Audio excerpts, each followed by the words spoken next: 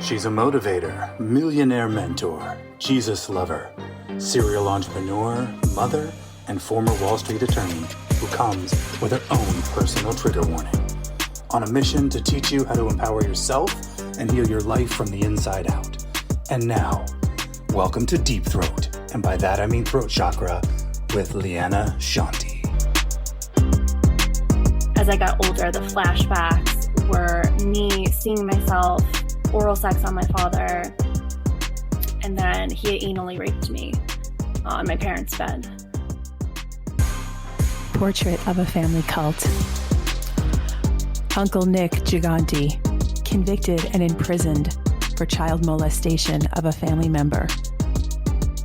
Kristin Delgado, a pregnant 16-year-old runaway who turns to stripping and drug abuse to survive, who today, as an adult, is living with a man who has murdered and raped, and who is living with homeless people who watch pornography in front of young children. A mother, Anne Egbert Fiorvante, who was physically abusive to her daughter, who was an alcoholic, and who often complained to her daughter about her husband, late nights, strip clubs, and cocaine. Jack Fiorvante, the man doing cocaine, being at strip clubs, and as you'll hear from his daughter, raping and molesting her. And you'll hear from the woman herself, Malana Hokulani, who escaped her family cult. A woman who was suicidal in 5th grade.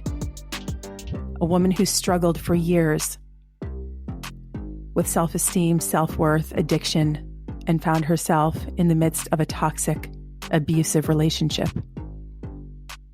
Today she comes to us with her journey in a family cult as we begin to understand and unravel how such a tumultuous, torturous, dysfunctional life of these characters is reduced to their attack on her and their accusal of her lying.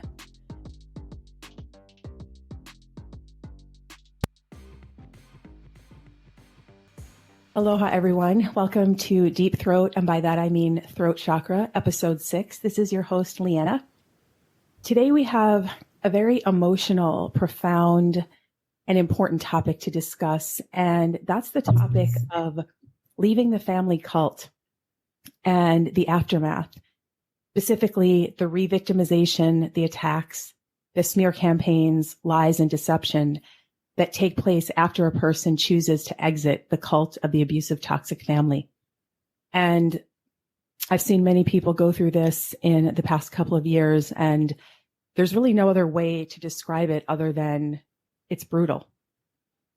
So, I personally was never in a family cult, but yet I found myself last year as the target, the scapegoat of a group of family members whose daughters, sons, and ex-wives were coming out from the dark to speak about domestic abuse in their homes, including physical violence, child sexual abuse, narcissistic abuse, drug and alcohol use, bullying, and some really profound, deep layers of destructive dysfunction.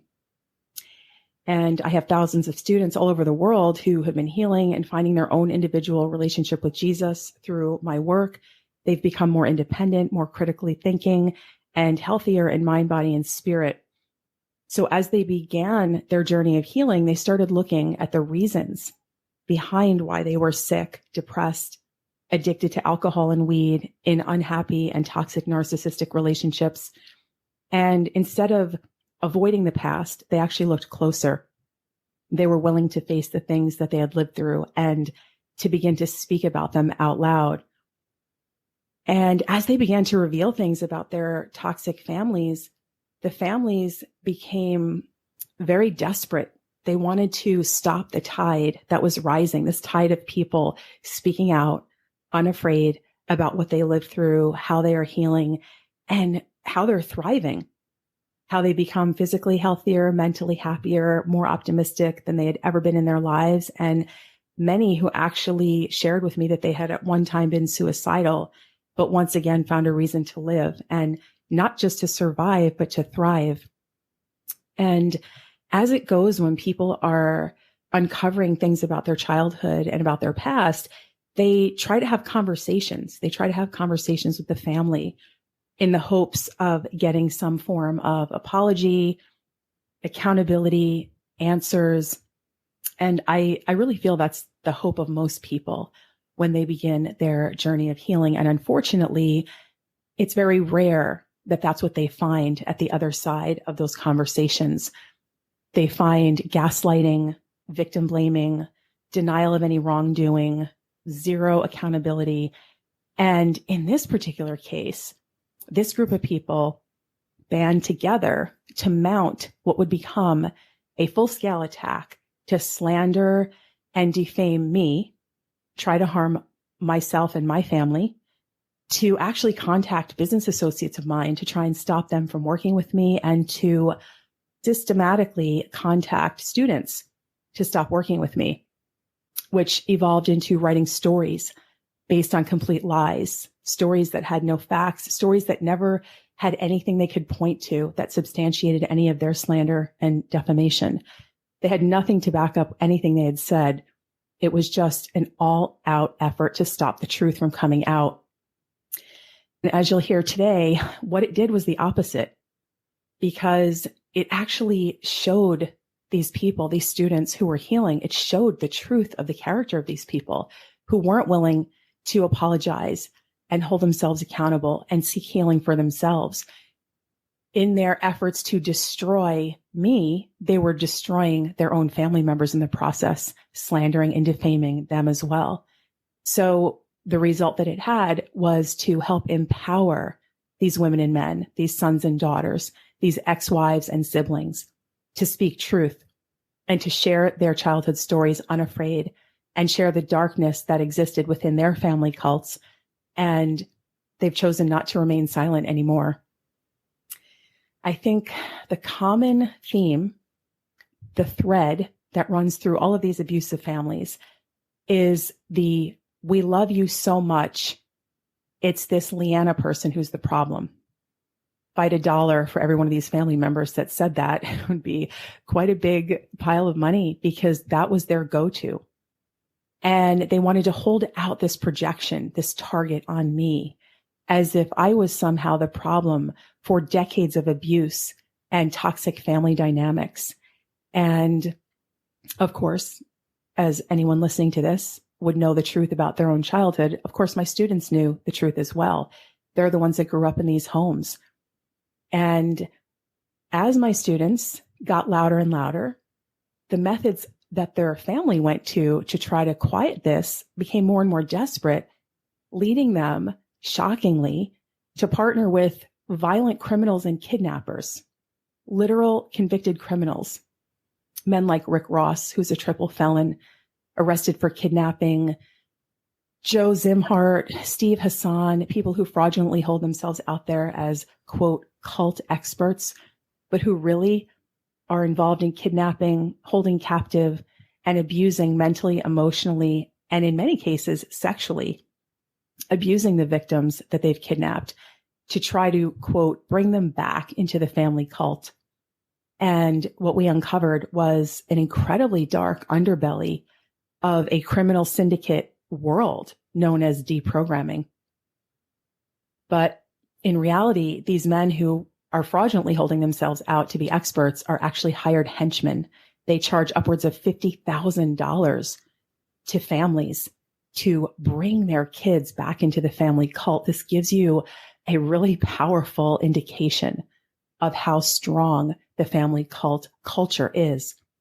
These men, these criminals, are actually reprogrammers. They're not deprogrammers, because the family members they're trying to, quote, bring back to what? Bring back to the cult that these family members had been trapped in since birth. And when they begin healing is when they actually start to deprogram. They start to see the lies. They start to see the fallacies. They start to see the ways their family controlled them mentally, physically, emotionally, spiritually. And these reprogrammers were hired to kidnap grown adults and then systematically, emotionally, physically, psychologically torture them to reprogram them back into the family cult. So we're going to be featuring a number of people on the Deep Throat podcast who finally have a place where they can use their voice, they can speak freely, openly, and safely, and a place where they can share truth and be heard. And most importantly, have healing for themselves, because I feel that sharing a story is cathartic. It's getting it out there. It's saying someone's finally listening. And in this case, a lot of people are listening. We have just found out that we're in the top 10% of all podcasts, of all new podcasts on Buzzsprout. So we are getting the word out there, and we're growing, and we'll be growing significantly more in the weeks and months to come. And so the voices of everyone you're going to hear on this podcast are really people that are brave. They're brave and courageous to have escaped the cult. And in most cases, they're the only one in the family that escaped. We do have some people who have escaped as a group, and parents have escaped along with their kids. That's pretty rare, though. For the most part, it is just one person, the person who was able to see through the darkness and now is bringing light into some of the darkest places that I have personally ever seen. So it's a very intense topic. I don't recommend this particular episode for children. So if you do have kids, I don't recommend they listen. And, I feel like it's such an important topic, and one that needs to be discussed in the most open, full manner possible. So nothing is being censored. So today I have a really amazing woman. This woman, to me, is the epitome of everything that Jesus speaks about when he talks about someone who is brave, someone who is courageous, someone who is standing in the light of Jesus, someone who is willing to put themselves out there despite the attacks, despite the slander, and despite an all-out effort by her family to completely quiet and silence her, and going to great lengths to do that. And she has been thriving. She's an amazing, amazing human being. And unfortunately, today she's coming to us on the podcast from an undisclosed location, because just a couple of days ago, there was a very serious attempt to bring her back into the family cult. And I can't go into details about that because it involves legal issues, but we are literally talking to her today from an undisclosed location. And I feel like her bravery and her willingness to talk with us and to share with every one of you is such a gift. And I know that for everyone listening, her story is going to open your eyes, open your heart, open your mind. And my hope is that not only healing for her will come of this, but that everyone listening can know that it's okay for them to speak out. It's okay for them to tell their truth. And there are people that believe you. There are people that know that you were a victim of these horrific things. And so on that note, I would like to introduce you to Malana Hokulani. And Malana has been a guest here before on the Deep Throat podcast. She was actually on episode 3 as Lisa Grace. Her birth name was Lisa Fiorvante, and then she changed her name. So now she is Malana Hokulani. She's healed many areas of her life and has been through some of the most dark situations that I've come across. And so I'm going to introduce her, welcome her, and I just want to thank you, Malana, for being here today.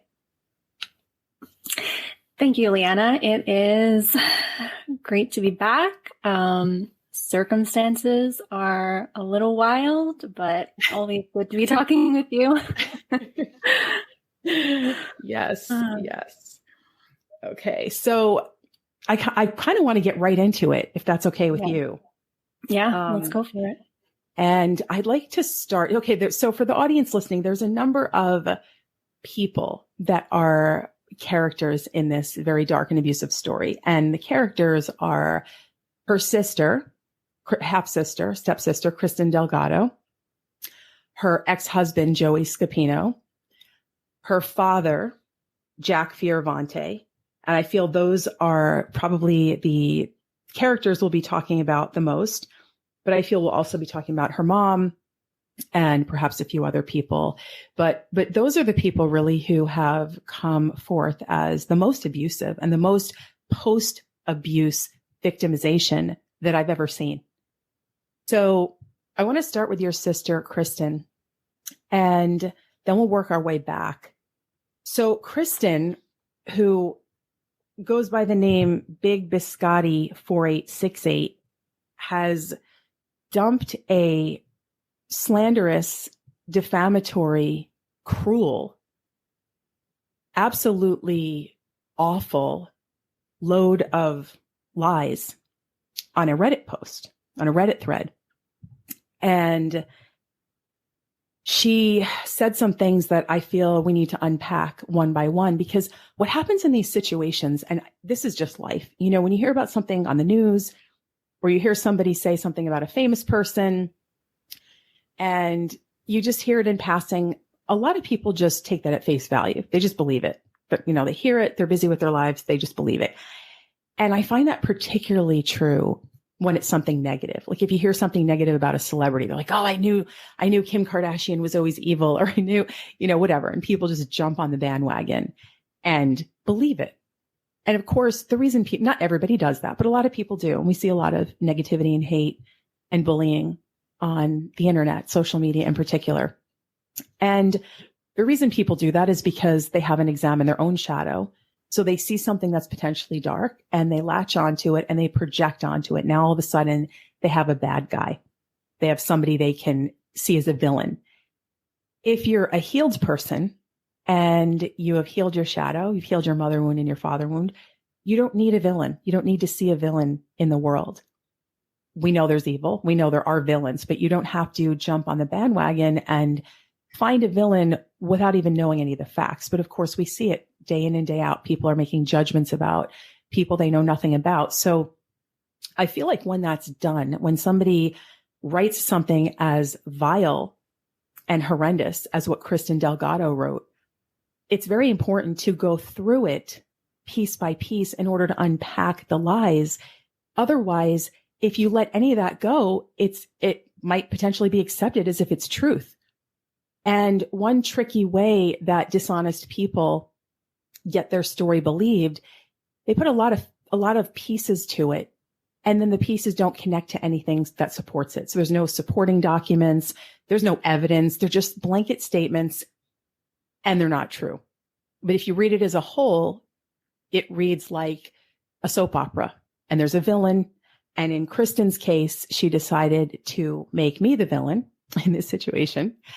So I want to go through her post that she did on Reddit. And then, Malana, I'm going to ask you if you can share with us your perspective on each of these points. So first she says, my sister is in a cult. She cut off all family and friends. Sorry, I just had to. She doesn't say how or why you're in a cult or what this cult does. And she continues to say that you falsely accused two what? I'm not sure. Falsely accused two of horrible crimes. Divorced her loving husband after tormenting him with LS being me, Liana Shanti. Looks anorexic. It's heartbreaking. She's all alone. She's in an apartment she can't afford because LS told her to move there. She sold her car because LS said so. She ran up all her credit cards because LS told her to quit her job. No one is trying to control their LS affected loved ones. They're trying to break them free from an abusive cult leader. I mean, I read that and none of this is funny, but I do laugh to myself because I must be superwoman times a billion with, thousands of people doing my work, my own community. I have a family. I have kids. I have illuminations every week. I paint. I run 3 different businesses. I do actually sleep, despite people thinking I don't. I do actually sleep. So, but I'm LS out here, dictating your every move. So I kind of want to go through let's start with divorcing a loving husband. Mm-hmm. So after torment, you tormented him with my teachings. So if you want to comment on that aspect of it, on the loving husband that you tormented, with my teachings? Mm-hmm. So, and we talked a lot about my loving husband or ex-husband in the first podcast, but the truth is that it was never a healthy relationship from the beginning. And we had even attended couples counseling before we even met you, before we even knew about your teachings. You know, he was admittedly verbally abusive, emotionally abusive, and he admits that these are things that he learned from his upbringing and brought them into our marriage. And I brought my own things too. It wasn't perfect, but he, you know, I was reaching to do better in my life, and he, through my healing and reflecting since being divorced, he kind of almost basically up, and then I was really alone. Then I was really able to see just how neglectful he was. And he didn't really care. You know, he didn't make an effort, unless it was sex, really, unless it was sex. And these are all things that he has admitted, that he has said, you know, that he has written a lot about that. And actually, for anybody that's interested, I'm going to be putting a lot of that information on exposingfamilycults.com under Joey Scapino. And in his own words, I think it's great that I have a comprehensive file of people's own words and things that they said when they were going through healing, and things that he admitted about himself and about his family being racist and homophobic, and him being narcissistic towards you, and being taught that women are just for sex and making babies and cooking. And he, in his own words, he shared all of that. I knew nothing about his family until he shared all of that with us. So, you know, I think reading the backstory through what he shared himself, what he chose to share, I think that's really important and really relevant, because again, until you know what really went on, it's really easy to see Kristin's comment, "Oh, loving husband," and somebody might read that and go, "Oh my gosh, that horrible Malana, she just divorced this amazing man." And my sister had said, you know, one of the last times I saw her, she was like, you know, "You and Joe are like best friends. Me and Brian aren't like best friends." And I was just like, okay, like, wow. You know, she was jealous. I could sense that that's kind of what, you know, she was jealous of what she thought she was seeing. Right. She was seeing, you know, us sitting next to each other, and him, you know, seeming like, you know, like it just seemed like it was all good. Right. But right.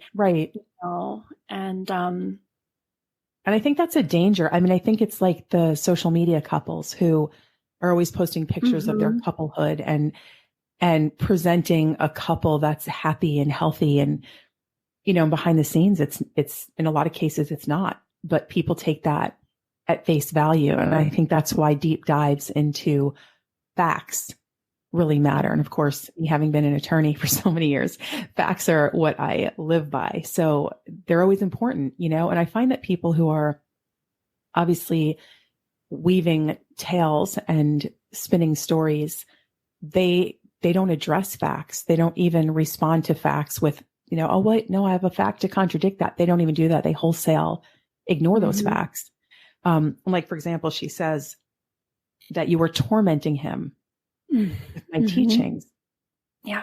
And, you know, I have hundreds of statements of Joey's where, in his own words, he was way more active in our group than you were, and wrote extensively and relied heavily on the support of mostly women. We have a few men, but mostly women in that particular community that Joey was in, and was always grateful and thankful, and coming up with all these revelations about his childhood and his depressed mother and how she wanted him on medication. And he was terrified of his father, and his father said that being gay was the worst thing ever.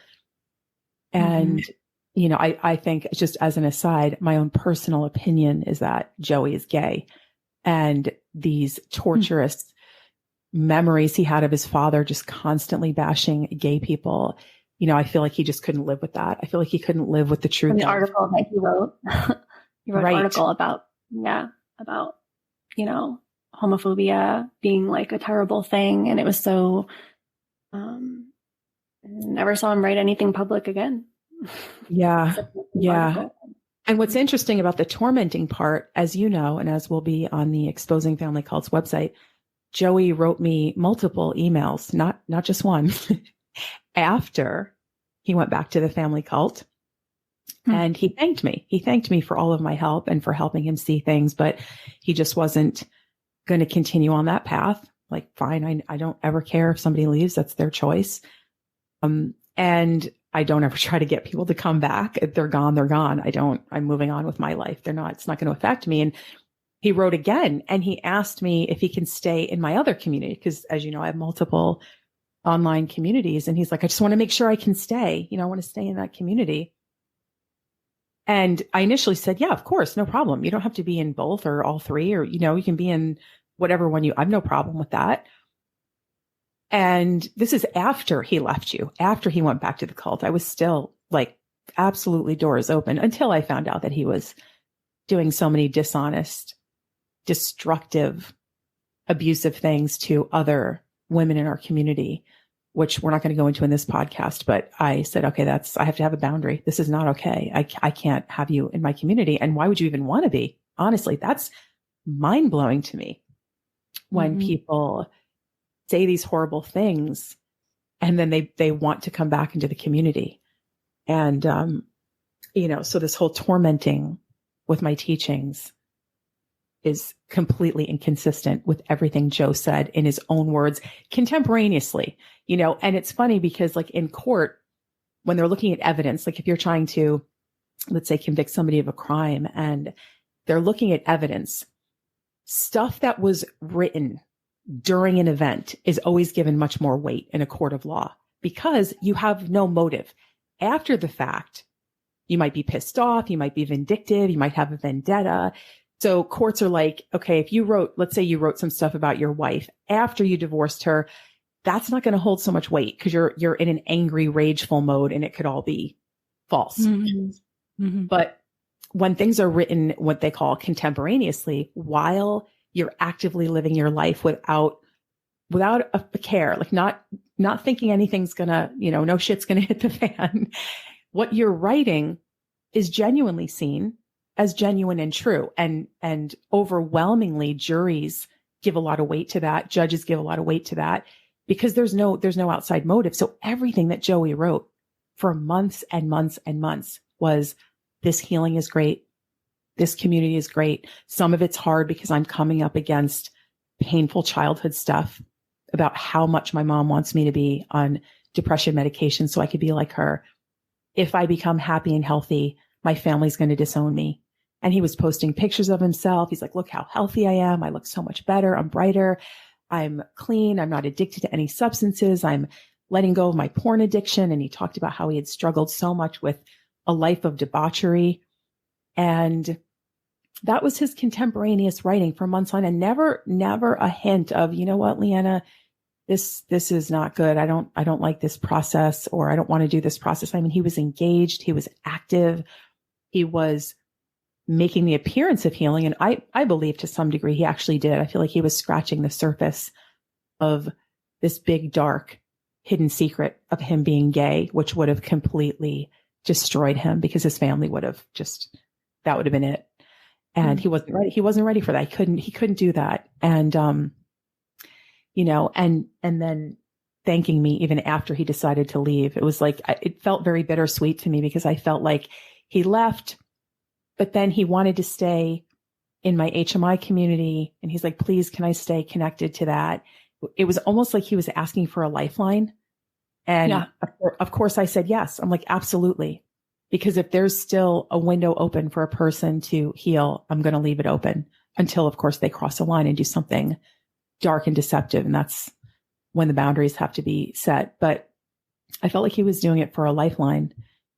So, just in unpacking that, Kristin Delgado starts off with this false narrative of your great marriage, which was anything but. And then she goes on to comment on your physical appearance, which seems to be a favorite tool of these cult families. And she said, you look anorexic. Now, I've seen anorexic people. I actually had a friend in middle school who was anorexic and she had to be hospitalized, and she had peach fuzz growing on her body. She was gaunt. she was skeleton and her hair was falling out. I see pictures of you, and to me, from what I've seen, you're anything but. You look vibrant, healthy. Your hair is like thick and beautiful. Your eyes are bright. I don't see huge bones sticking out all over your body. So do you have anything to say about that? Or what do you think that is? Or were you ever anorexic during your time doing any of my healing programs? Never. No, not at all. I was eating a lot.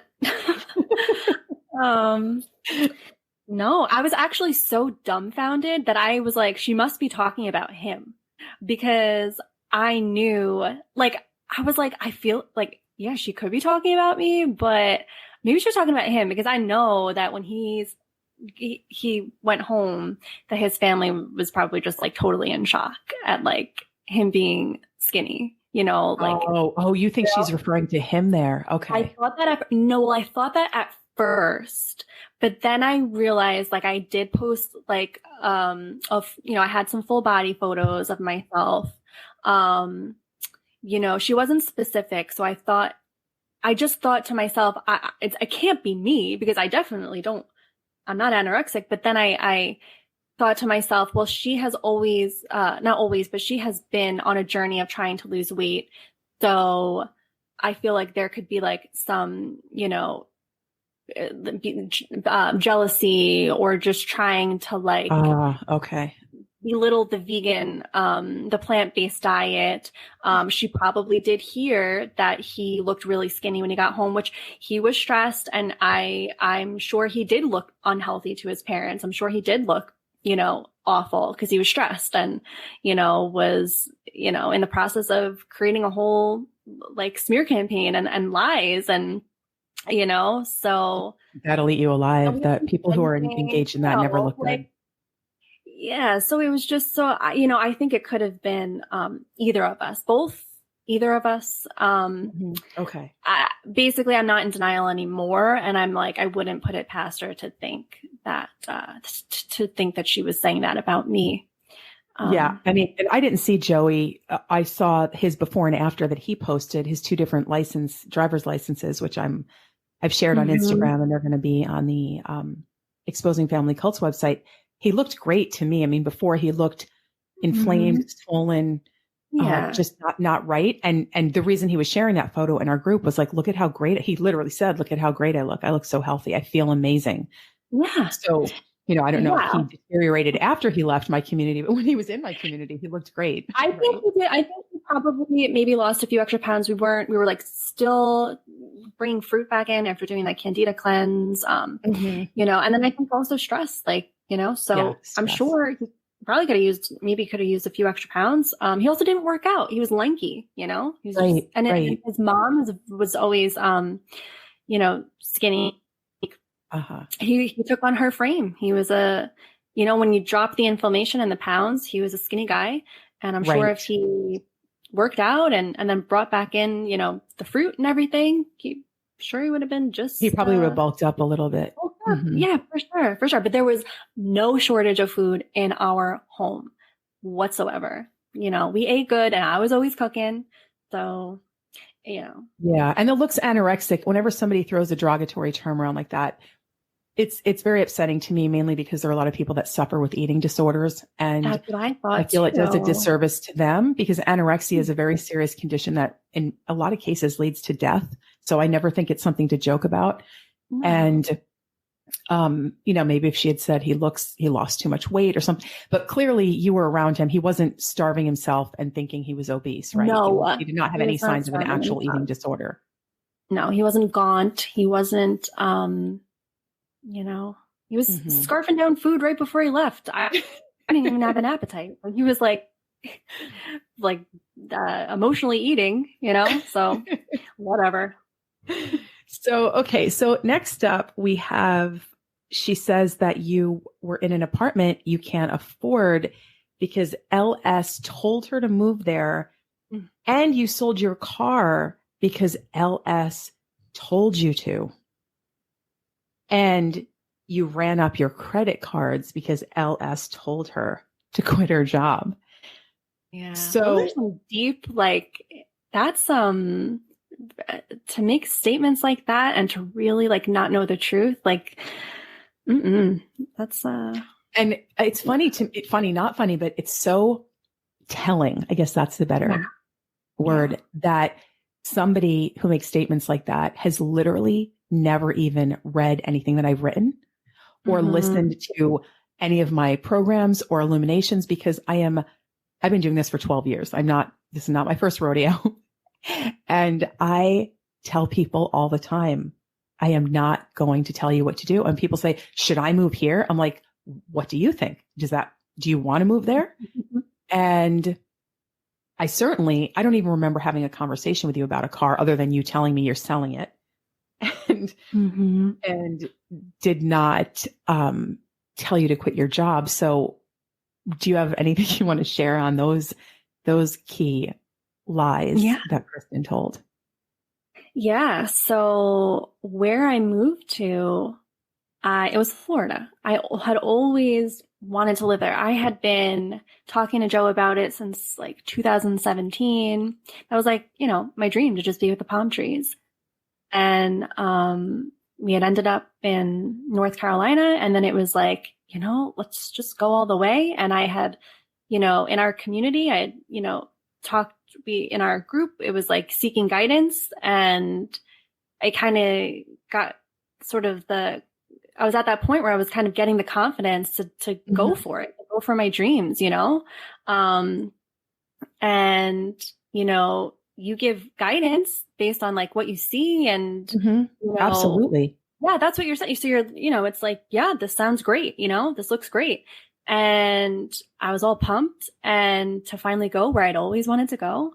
And, was able to easily transfer, it really wasn't a significant fee, pay a transfer from our current apartment complex to one in Florida. And it was really a simple process. It couldn't have been simpler. It couldn't have been easier. We just rolled right up and rolled right in. And it was a little more expensive than what we were paying. But at the end of the day, it probably was about what we were paying when we lived in New York City, in Queens. Like, it wasn't this astronomical difference.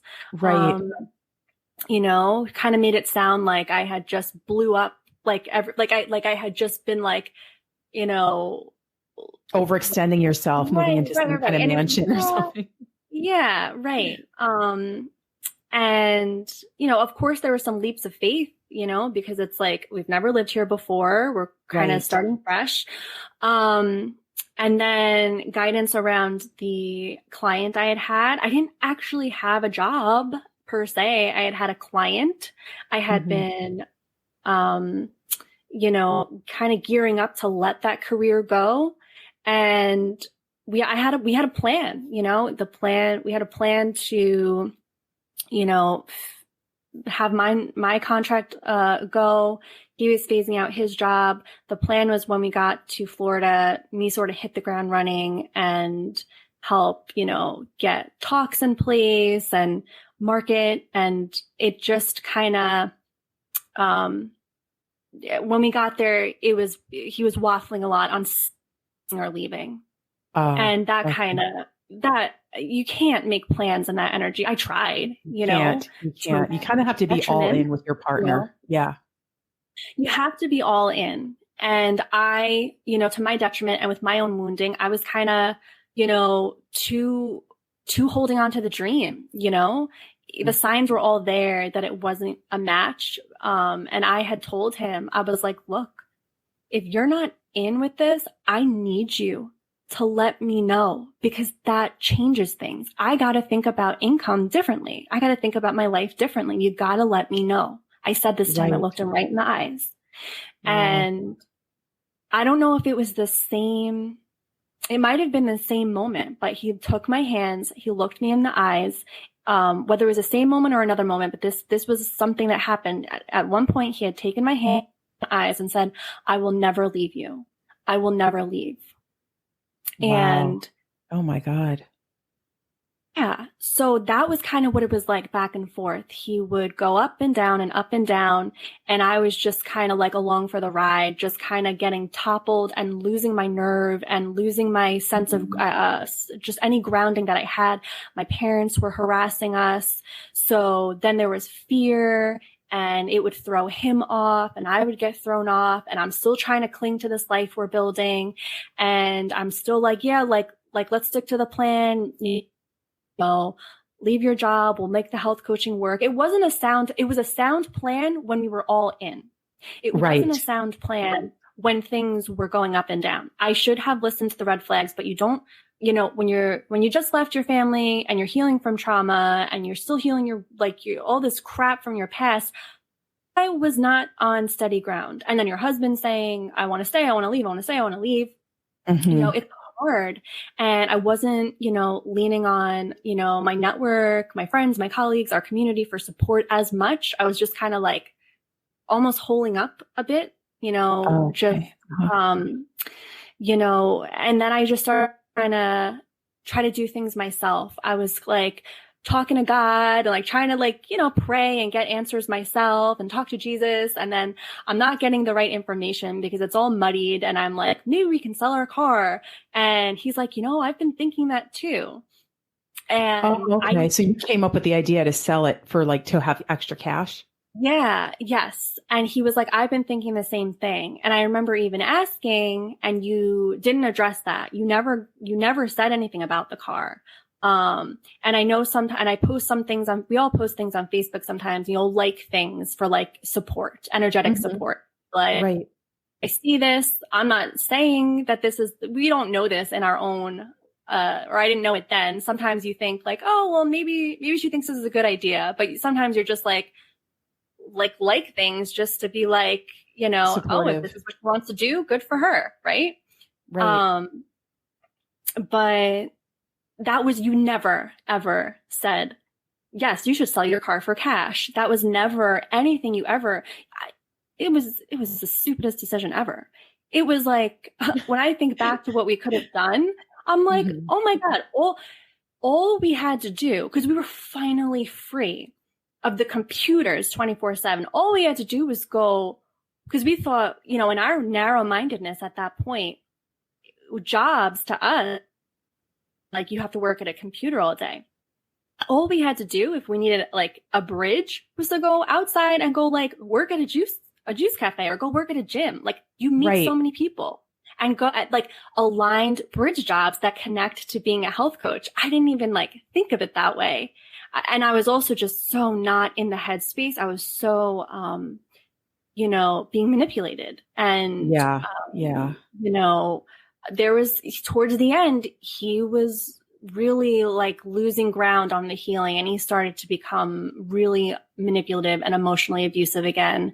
And, so no. And then the credit cards, we had credit card debt before we even started healing, and we paid for, I think, everything in cash. I think the only thing that we had HMI on a payment plan, but I don't think that we put anything of yours on a credit card. I don't think we did. I think we paid for everything in full, and we had HMI on a payment plan.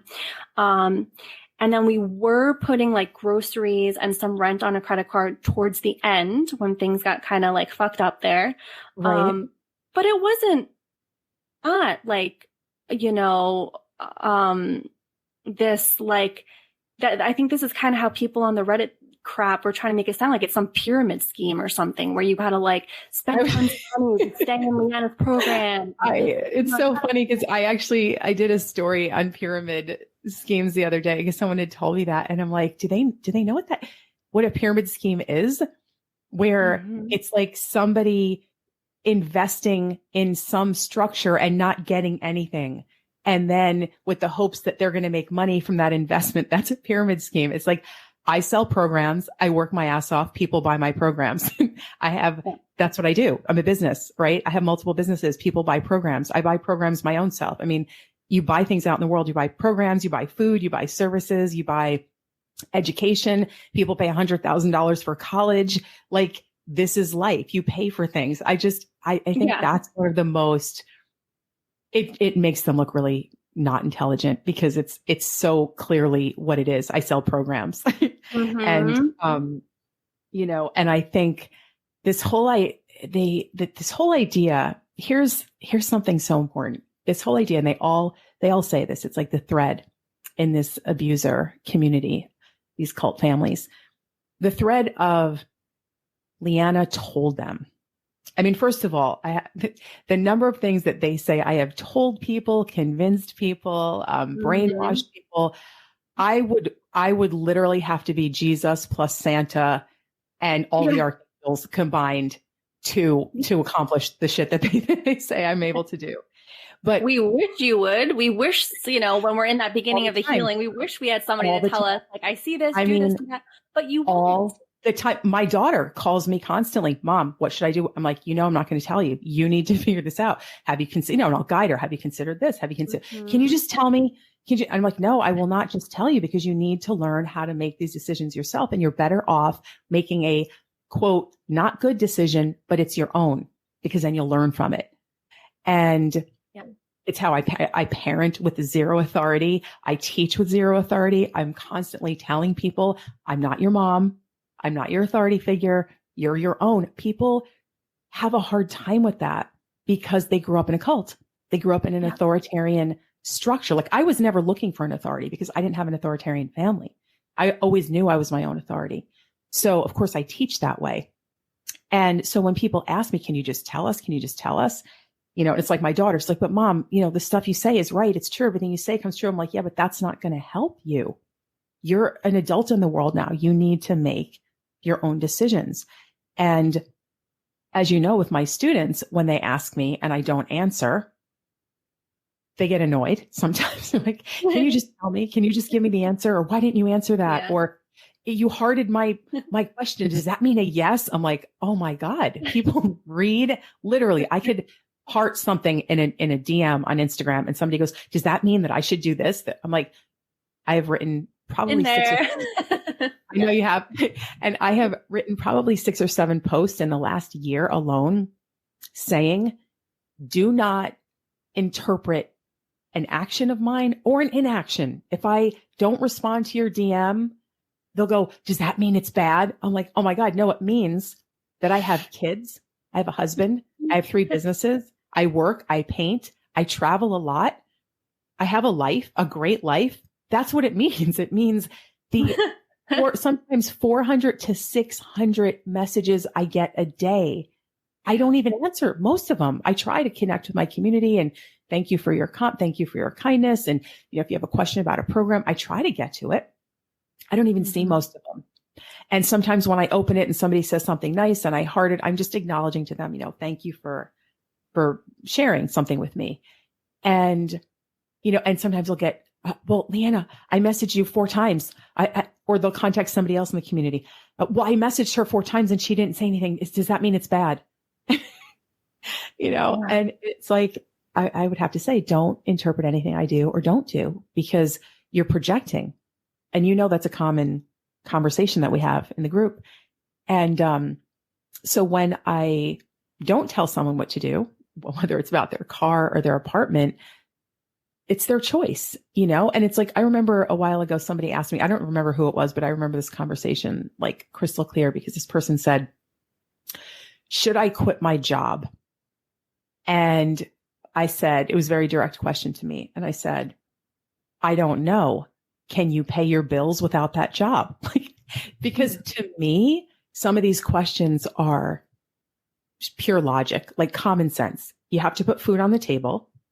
You have to pay your bills. Like we all have necessities. It's food, shelter, clothing, right? So can you still keep a roof over your head and food on your table if you quit this job? I don't know your financial situation. I have no idea. If you cannot, then why would you do that? And to me, that's common sense. But, that's, I think, one storyline of these cult families that is so absurd because it's almost like Twilight Zone because it's like they flip 180. My actual things that I tell people, which is you need to make that decision on your own. And it would be easier for me. In 99% of the cases, it would be easier for me to just say, yeah, do this or don't do that. But I don't, because that's not going to help anybody. People need to be empowered and they need to learn how to make decisions. And most of these people have come from authoritarian families. And the thing about that, that's the reason these family members make up the lie that I'm telling people what to do, because they've been telling you what to do. They've been in control of you.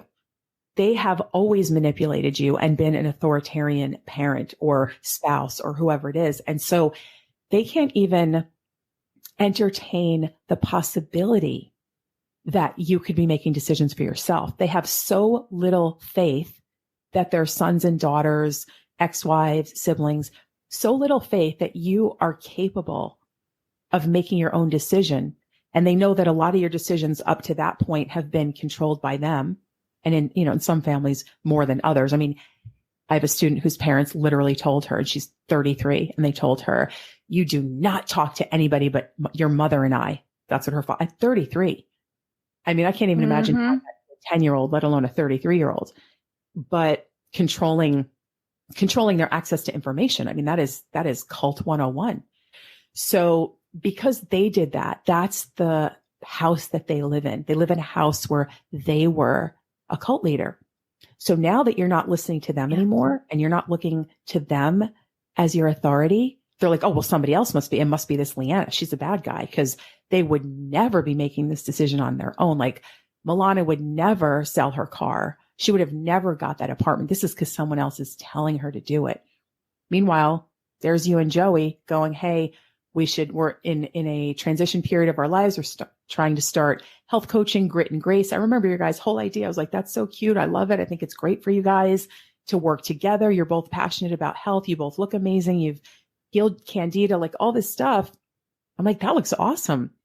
And you were in a transition phase. They can't fathom that you would come together as a couple and say, you know what, we can leverage some of our assets, sell a car, have some money, and use that to help us propel to the next level. And anybody who's ever transitioned from one career to the next has probably lived through a period of time where you were either living off of savings. I know I did that myself when I left my career as an attorney, or you sell stuff, a car, whatever you have to sort of get to the next level in your life. Some people borrow money from families. It's the same thing. It's that you're having your own income coming in. So you got to figure out, how do we still pay the bills around here while we're launching our new business, right? And as you said, unfortunately, you guys didn't, well, it wouldn't have worked anyway, because we see where Joe went rapidly downhill after this. But, had you got a bridge job or worked it? Yeah, selling the car was not the best, most aligned decision. I needed, space and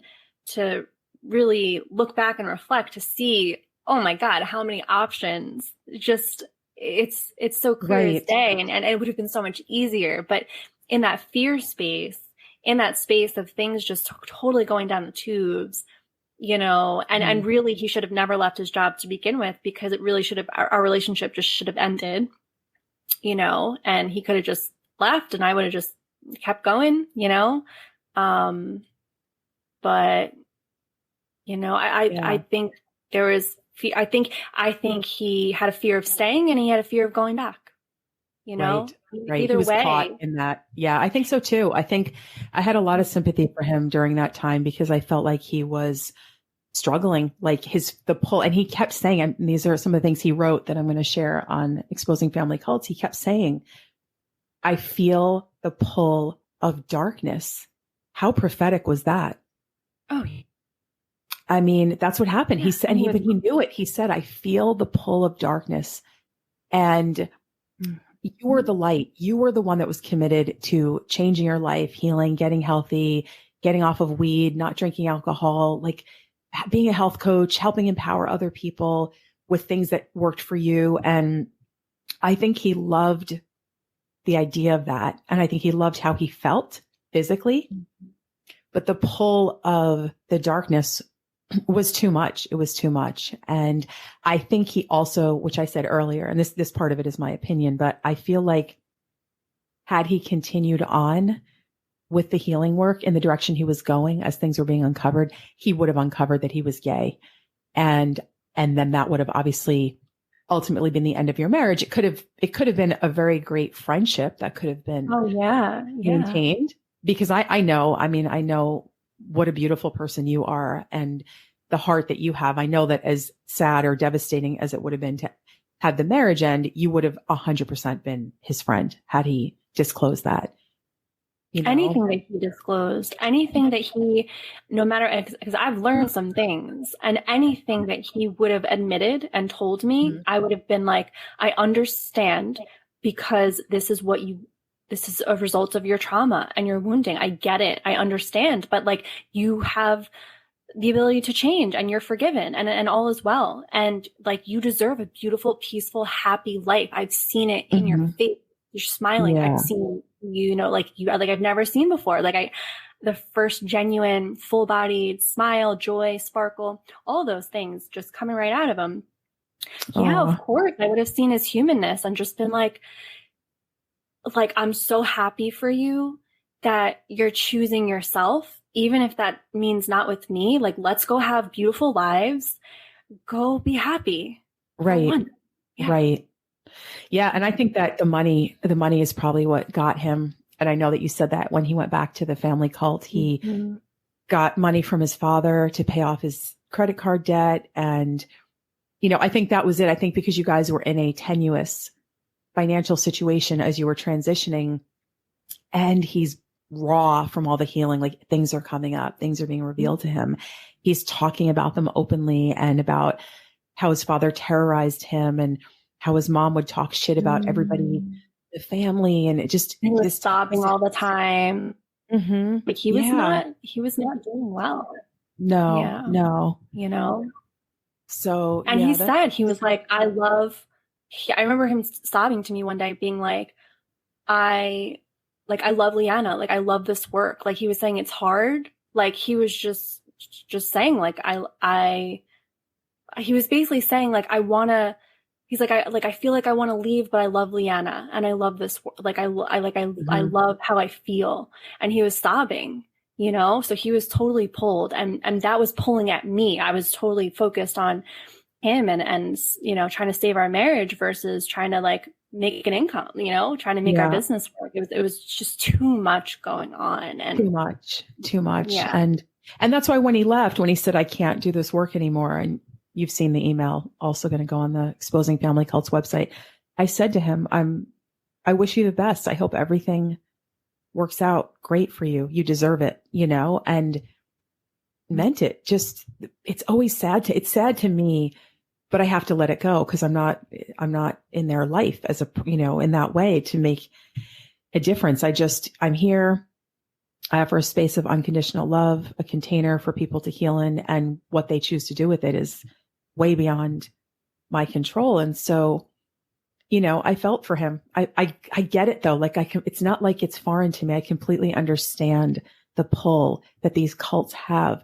These family cults are so controlling, and the brainwashing is so deep, starting from childhood. And then you're in a financial situation. And he's like, you know what? My dad can just fix this with one check, pay off my debt, go back to eating crap, go back to drinking, porn. It lures you. Satanic energy, dark energy pulls at people. And on the other side of it, I don't pull. The love that I offer and the light that I offer, I think attracts people to it, but I don't grasp. I don't grip. I don't try to force people. And when they let go of their grip, they're gone. I don't do anything I know I can't save anybody. Nobody can.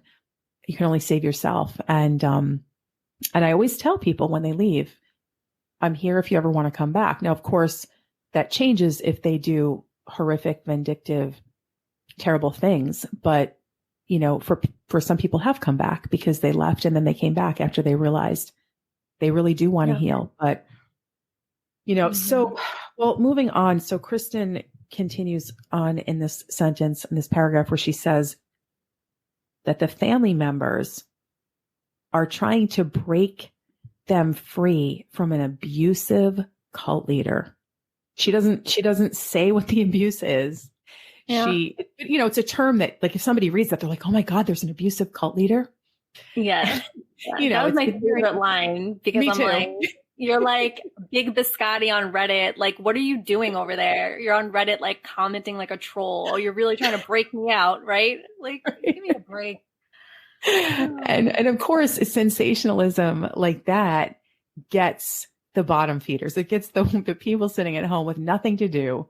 They don't even know anything about, and not even bothering to look into it. They're just like, oh my God, there's an abusive cult leader. There's cults everywhere, and the narrative around cults is that, that language like scares people, and, so I thought that was, it's always, again, having been an attorney, it's very clear when people make unbased statements. They make statements and they have nothing to back it up. They have no proof. They have no, this was an abusive act of hers. This like something real. They don't have that. So they just put statements that are as inflammatory as possible, as sensational as possible. And you get the bottom feeders who latch onto that because they're looking for some drama. They're looking for something to distract them from their own pain. And, and that's why they do it. I mean, that's why people write sensational tabloid stories. I mean, Reddit is kind of like the internet version of the National Enquirer. I remember being a kid and going through the stores with my grandmother and like seeing the National Enquirer. And I would just look at it. That one? Huh? With like the face of Bat Boy on it. Do you know what I'm talking about? Yes. Or is that a different? Yeah. Okay. No, and I would be like looking at it. My grandmother would go, "Honey, that's trash. That's a garbage rag." And I recently watched the Netflix series on Harry and Meghan Markle, and just the circuit of lies and slander and stories about her. And they sat there saying that these people that are in business making hundreds of millions of dollars off of this slander, these stories, they are, there's always has to be somebody on the cup. Somebody has to be the target. And that's what Harry said. He goes, somebody always has to be.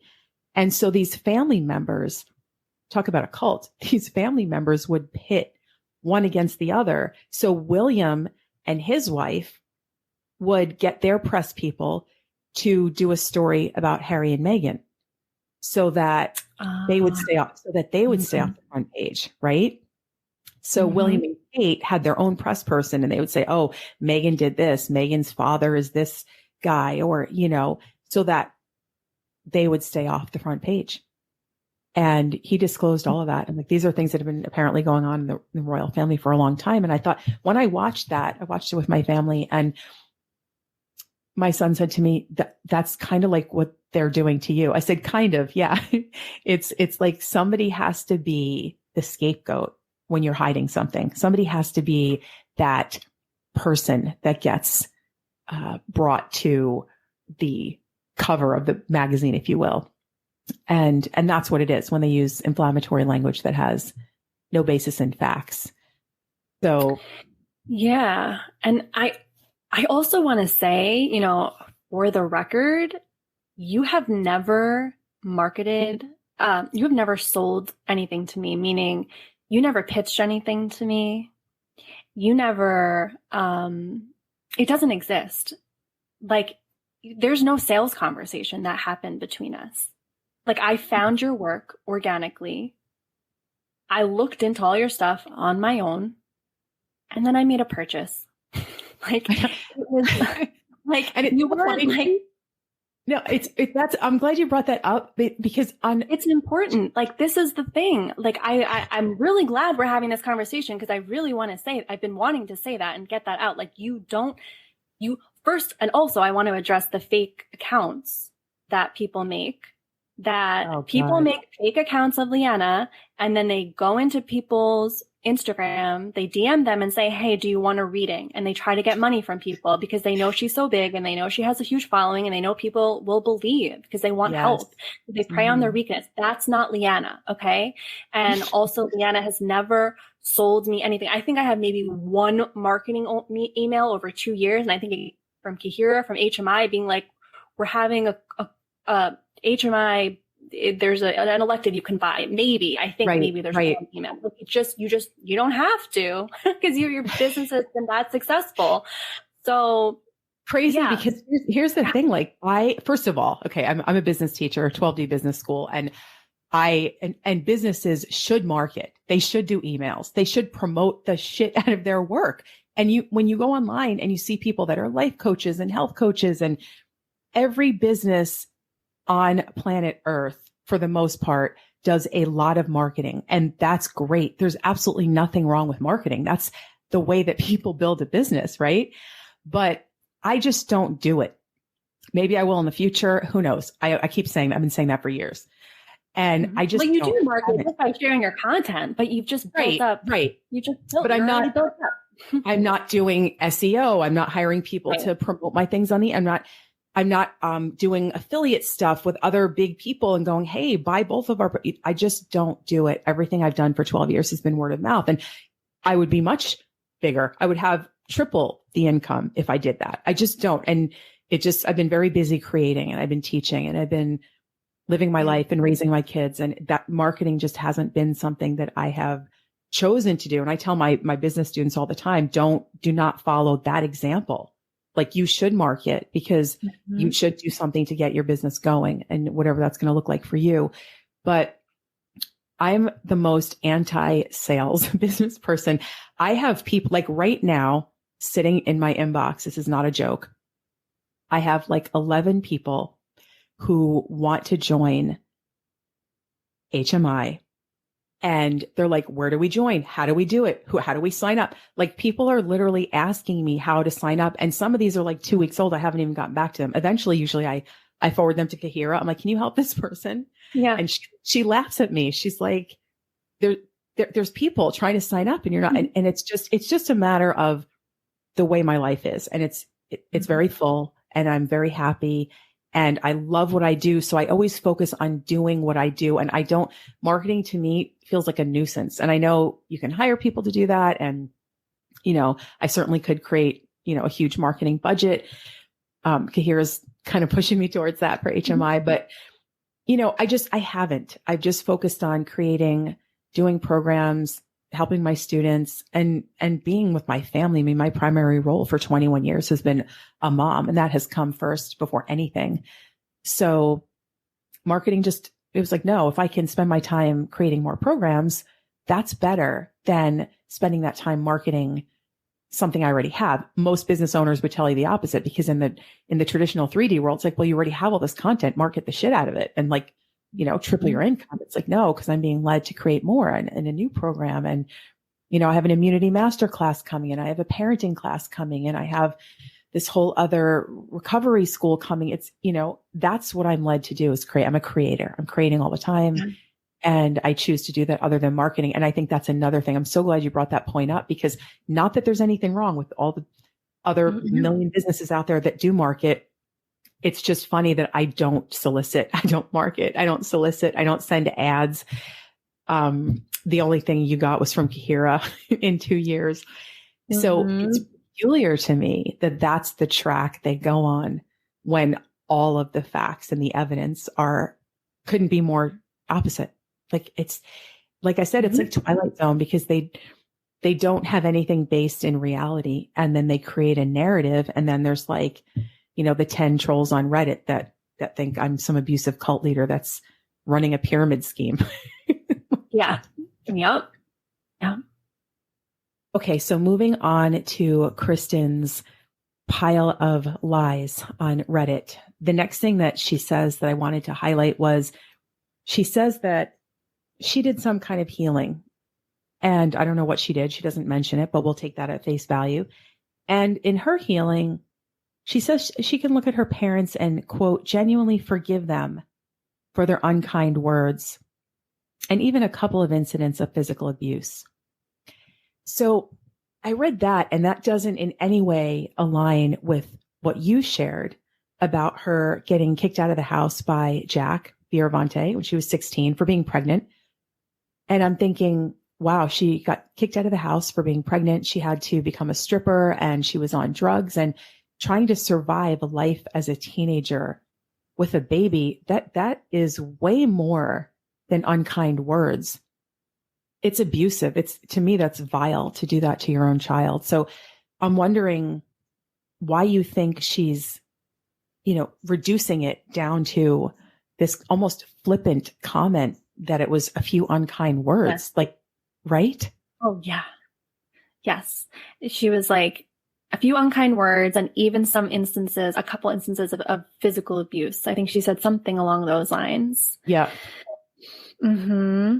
So yes. And so just she's my father's stepdaughter. Okay. And she had run away first. And then when she knew she was pregnant, this is what I believe, I was young, but I believe from what I picked up, she ran away. I know she ran away 100%. There were like cops at the house. It was this whole missing, persons thing. It was a whole traumatic thing. Yeah. And, she went and stayed at her boyfriend's house, and my mom even went there to check on her to see if she was there. And the mom lied and said she wasn't there. So whatever my sister told her boyfriend's mom was enough to make her protect her and not want to tell my mom that she was there. So, and then when she got pregnant, she had wanted to come back, and my mom was opening a daycare right at that time. And that would have been perfect. She could have had her daughter at home and had helped watch. But of course my dad wasn't going to have that, and basically was like, yeah, no, you're not coming back. And, his thing is always, it was tough love. And my mom went along with it. Wow. My mom never would have, that when my mom, there was a period she was living with her mom when her and Kristin were living with her mom. She took her in when she needed help. I think it was after she left her first husband and he had cheated on her and they got a divorce. And I think that's what it was. There was a period of time where she was living with her, but then she wouldn't do that for her own daughter. Why? Because of my father. Wow. That's really sad. And so, I don't know what type of healing she did that led her to gloss over abuse. Now, she says there's a couple of incidents of physical abuse. Do you have any awareness of that, or were you around during any of that type of activity? I remember her talking about how I remember seeing something. There was something that happened in the living room. I remember she was like on the ground. There was screaming happening. It was like she was being held down or trying to run away. And then she was on, there was so much going on. It's still a bit fuzzy, but I remember seeing her on the living room and being like, what is going on? It was just this wild scene. Mm-hmm.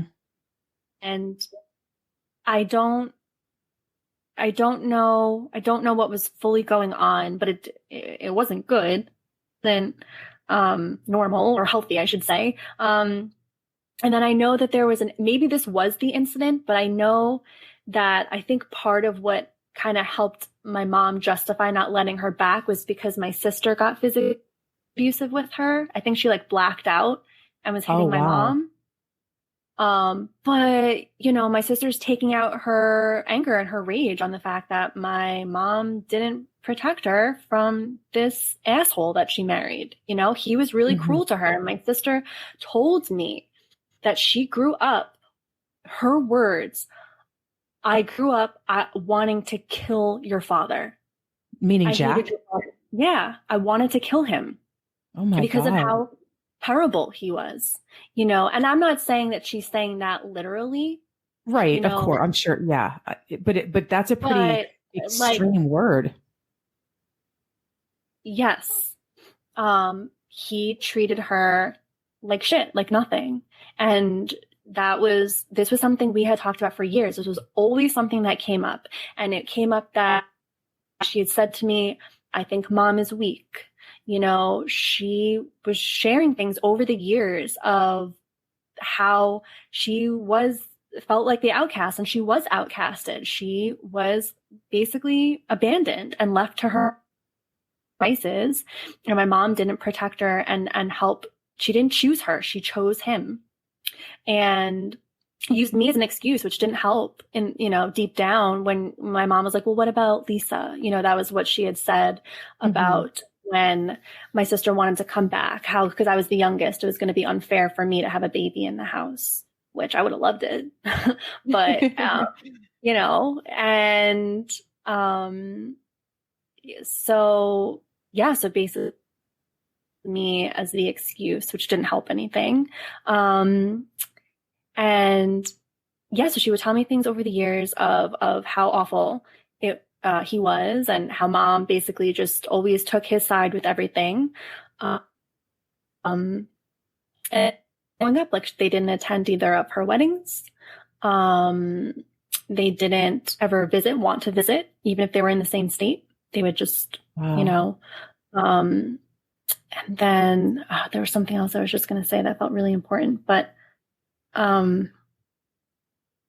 really sad. But then what happened was when Joe and I got married, it was like they all got drunk. Everyone was drunk. They got drunk and they had a healing conversation. This is what my sister had said, that she was able to talk about everything with them, and then basically accept that my dad was like, oh, it was just tough love. I wanted you to like learn your lessons and blah, blah, blah, blah.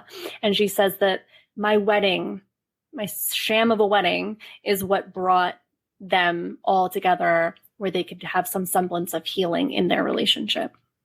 Wow.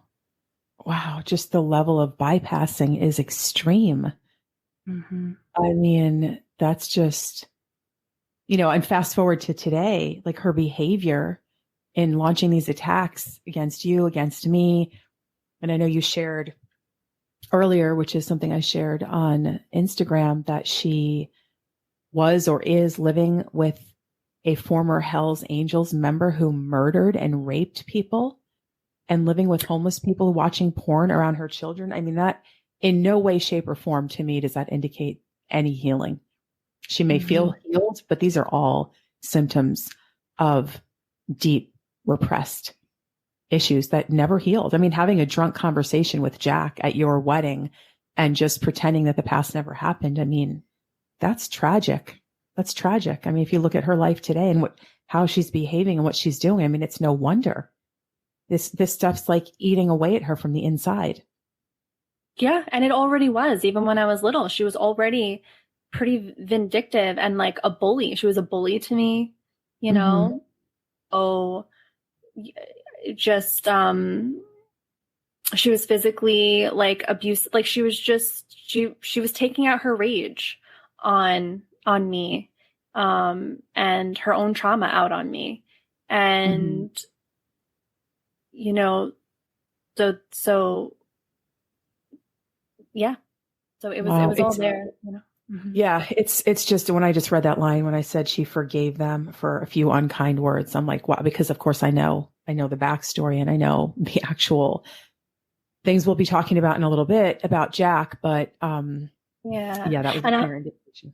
Yeah. And I'll just touch on the Hells Angel member and the homeless, just to make sure it's, factual and clear. So with that, Joe and I went there to visit her one year. It was right after my youngest niece was born.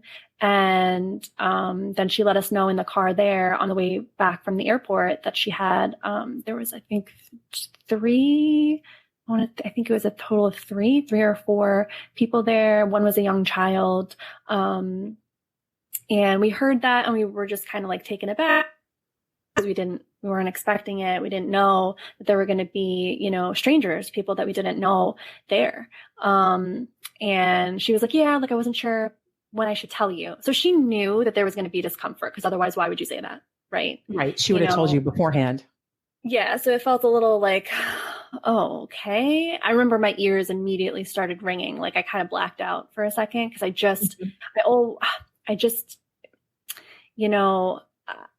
think I already knew deep down that things were uncomfortable. that there was a level of discomfort within the energy.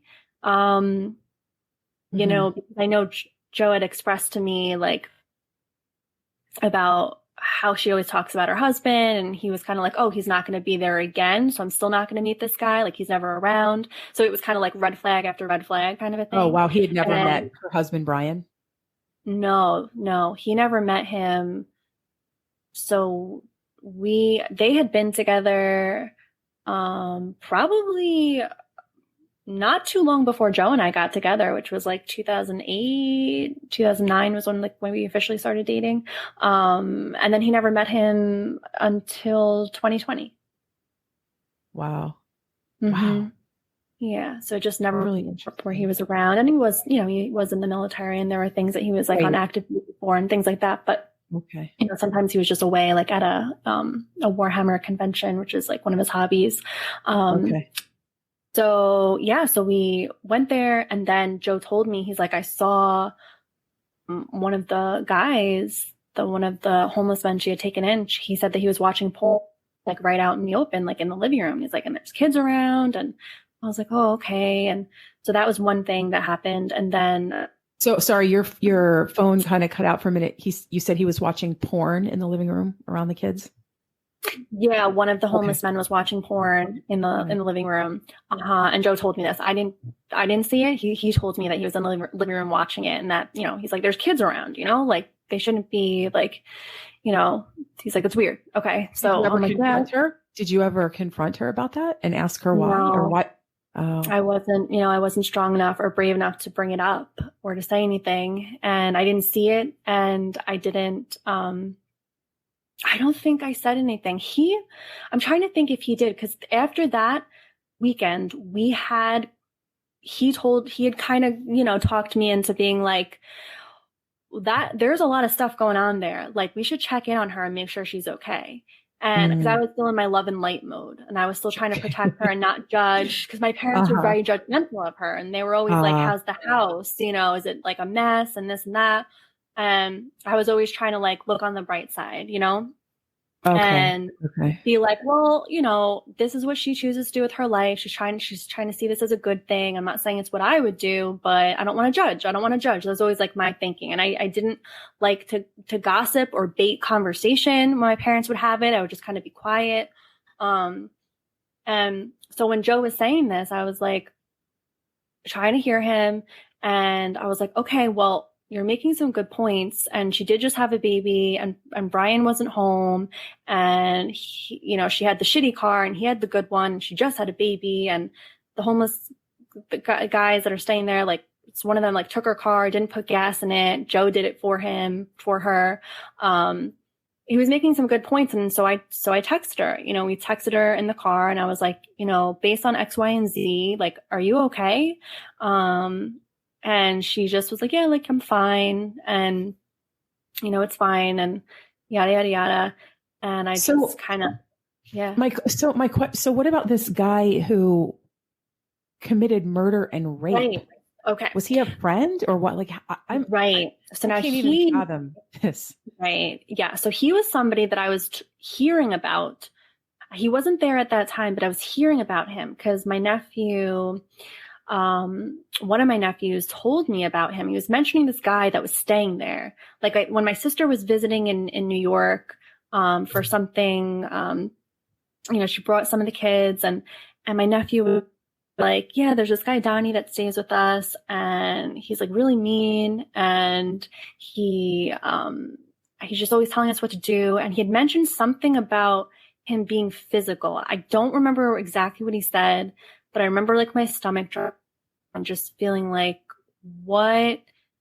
who is this guy? And Joe even was like, who is this guy? Like, what is he talking about? And I didn't confront my sister. And, these are all things that I have to like look back on, of not really taking, what the kids were saying. These were cries for help, and right. Being weak and not able to confront her or bring it up. And then we ended up, finally meeting him, when we were staying for an extended period, near their house in the Airbnb. visiting, and we finally met him. And, you know, he was somebody that I think her husband had taken in as like a way to help. And he was trying to reform himself and had turned to Christianity for healing. And, you know, he had mentioned something. I wasn't in the room, but Joe told me that he told him, you know, that I think it was to get into the Hells Angels, that he had to do, like, he had to rape a woman. And I believe he said he had murdered somebody, had to kill. Oh my God. Or that, I don't know if it was to get in, but something had happened. But rape and murder was mentioned, and Joe told me, I didn't hear it. I don't recall hearing it myself. Joe was like, what the fuck? Like, where are we? What are we doing here? Like, what is this? And it, wow. Yeah. That's insane. I mean, I can't even, that she would have somebody like that around children. I can't even speculate on what decision-making went into something like that. I can't fathom any kind of decision-making that would allow a rapist and a murderer. I mean, I'm all for people reforming and getting their life on track. And if they legitimately find Jesus, that's beautiful. But when that person's living under your roof and you have small children, no, absolutely. That's not, there's some really very unsafe decision-making that went on with that, but we don't need to go into that because that was her choice. And so I wanted to cover one more thing on that whole dynamic and then go to this next statement she made. But you mentioned something to me about your uncle, Nick, who was in prison for sexually molesting a child. And so I wanted to just get some because here's where I'm going with this. If I were any of these people and I had all these skeletons in my closet, living with a murderer and a rapist, homeless people watching porn in front of my children, you know, bashing her husband constantly to Joe, to you, whatnot, and an uncle in prison for child molesting, I would be silent. I would not be on Reddit threads parading around as if she has led some kind of a good life. But she didn't. She obviously had a very difficult life and an abusive life, and pregnant at 16 and became a stripper and drugs and we know how that went. But the Uncle Nick in prison for child molesting, I mean, the story just gets deeper and deeper with so much sick abuse.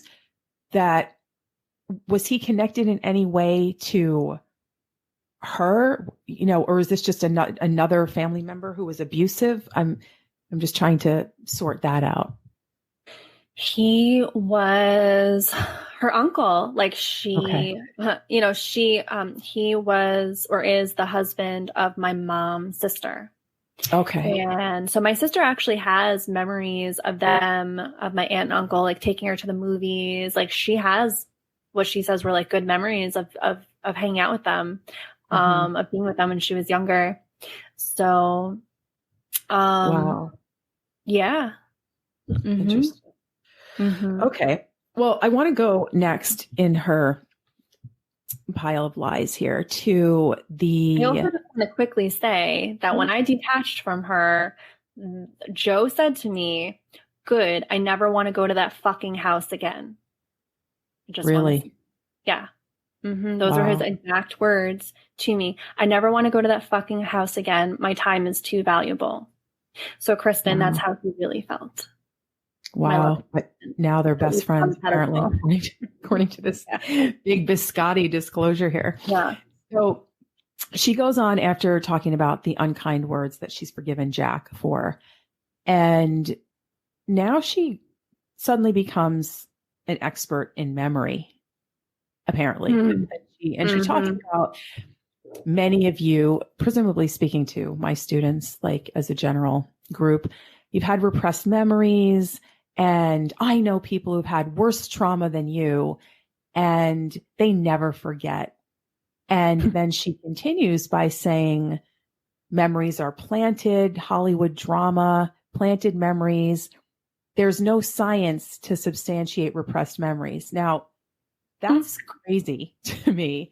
Yeah. Because there's a boatload of science that talks about repressed memories. And in fact, it's so common that people can even repress sexual abuse from high school. There's movies made about that. There's a movie about Catholic high school where girls were sexually abused and forgot it as high school. You're not talking a 2-year-old that forgot. You're talking a 16-year-old that completely repressed. So I'm reading from betterhelp.com, which is a psychological organization, and they say most commonly repressed memories are associated with traumatic events. I mean, I would consider child sexual abuse to be very traumatic. An experience of trauma can result in memory disturbances, upsetting symptoms, and a diagnosis of post-traumatic stress disorder.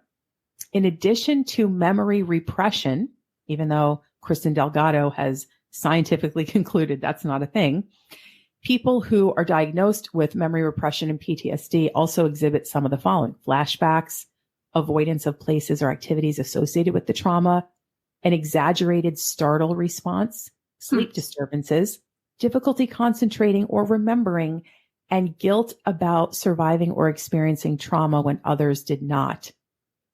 And then it goes on to talk about causes of repressed memory, mainly saying, it says, based on current research, negative emotions play a pivotal role in the formation of repressed memories. Memory repression occurs in the presence of an intensely negative emotional stimulus. So there's a lot more. There's a lot more there. And it says common origins of repressed memories are often related to abuse. Patients have gone to therapy and recovered memories of abuse unknown to them before starting therapy. So,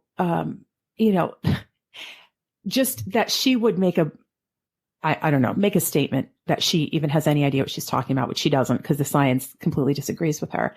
But more important, to me, it's the victim blaming aspect of it. It's when people are telling you, when your sister's telling you, you remember.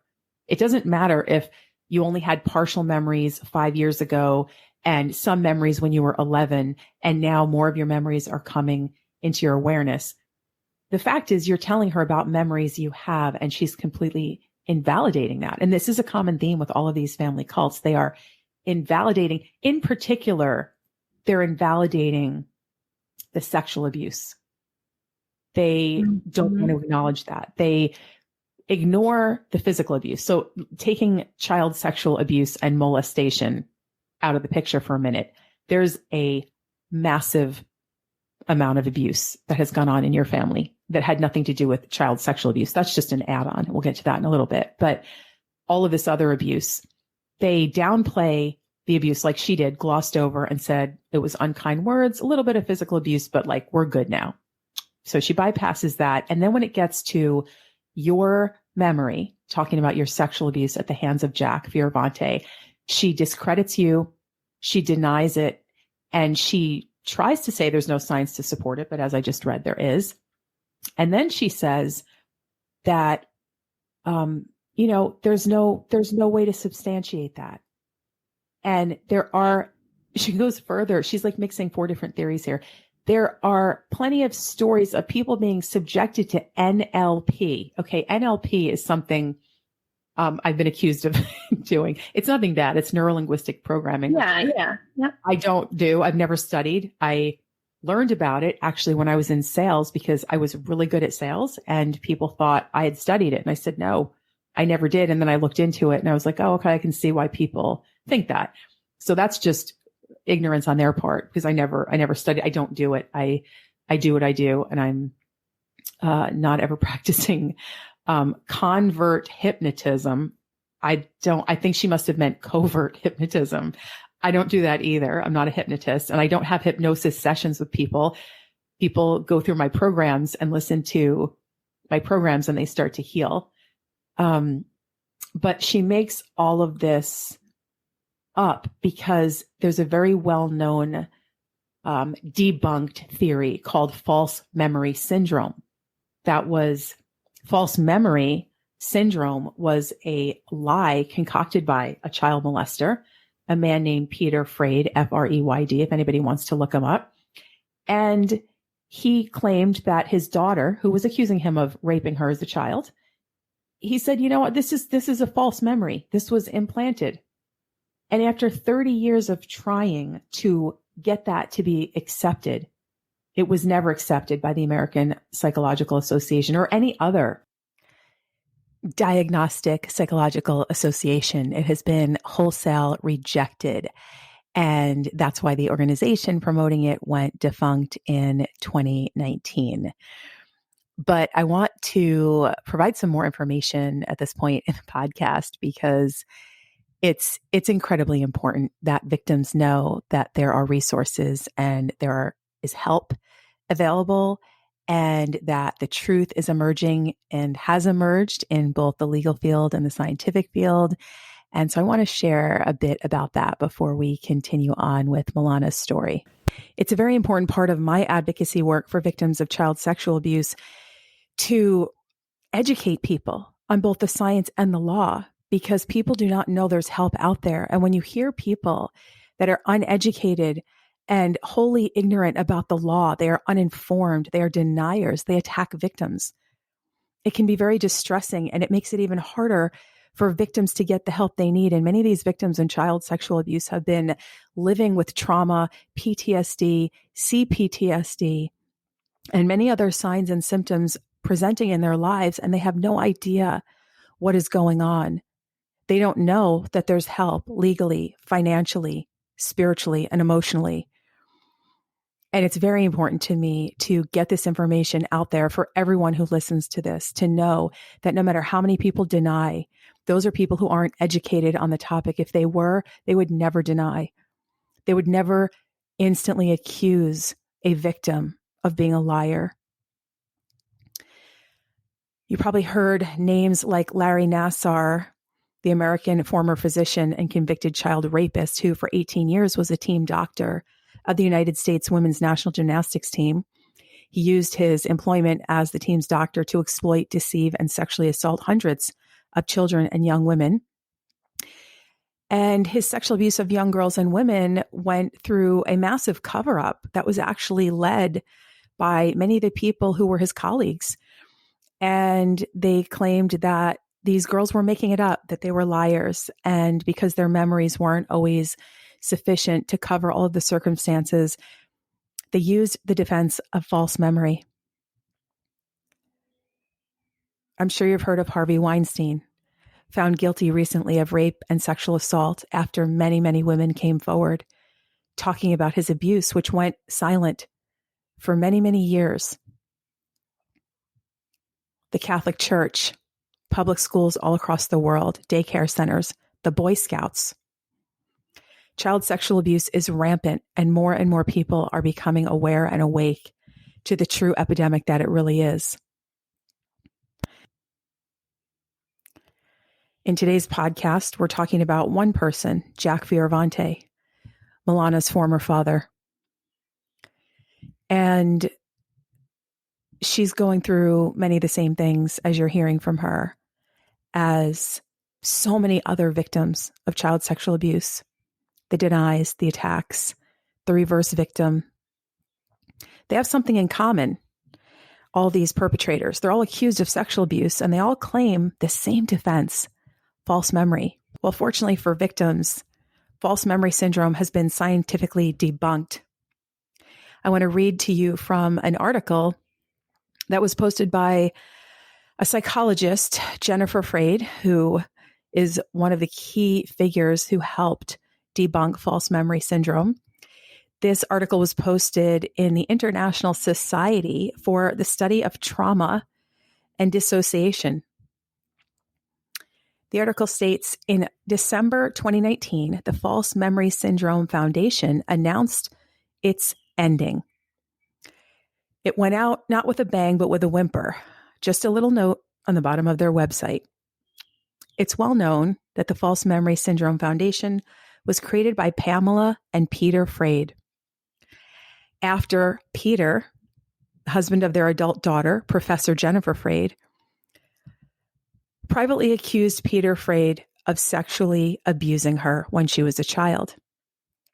Peter and Pamela Freyd, the parents, along with Ralph Underwager, a psychologist and Lutheran minister, and his wife, Halida Wakefield joined with other accused parents and then spent considerable energy assembling a broader academic group to add credibility to their claims that these women were making up stories of abuse. Sounds familiar, doesn't it? They claimed with increasing vigor that their now adult children were victims of therapists who encouraged the recovery of false memories. Also sounds very familiar. A particular focus of the False Memory Syndrome Foundation was the diagnosis of dissociative identity disorder and controversies regarding alleged satanic ritual abuse. Ralph Underwager, one of the founding members of the False Memory Syndrome Foundation and an original board member, made substantial amounts of money acting as an expert witness for the defense in child sexual abuse cases. But he was quite controversial. When he became involved in the formation of the False Memory Syndrome Foundation, he was already well known for his views against child protection. He was one of the founders of VOCAL, which stands for Victims of Child Abuse Laws. You can't make this stuff up. I mean, just to take an aside here before continuing to read, this is like these felony kidnappers that these family cults are working with. Like, this is like a who's who of the worst scum of humanity. It's just crazy.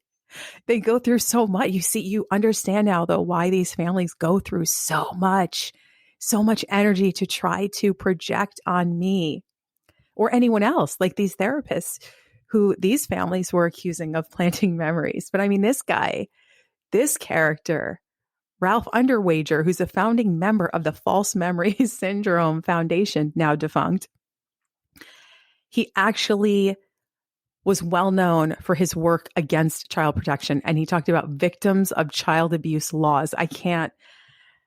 Satanic. Anyway, well, this was a support group for people who claimed to be falsely accused. So all these poor me child abusers get together and they go, we're the victims. We need a group. God. He had already famously stated in the media and in court that 60% of women sexually abused in childhood reported that the experience was, quote, good for them. This guy is, it'll be nice when his soul gets taken to where it needs to get taken. Underwager gave evidence for the defense in over 200 child sexual abuse cases in the United States, Canada, Great Britain, New Zealand, and Australia.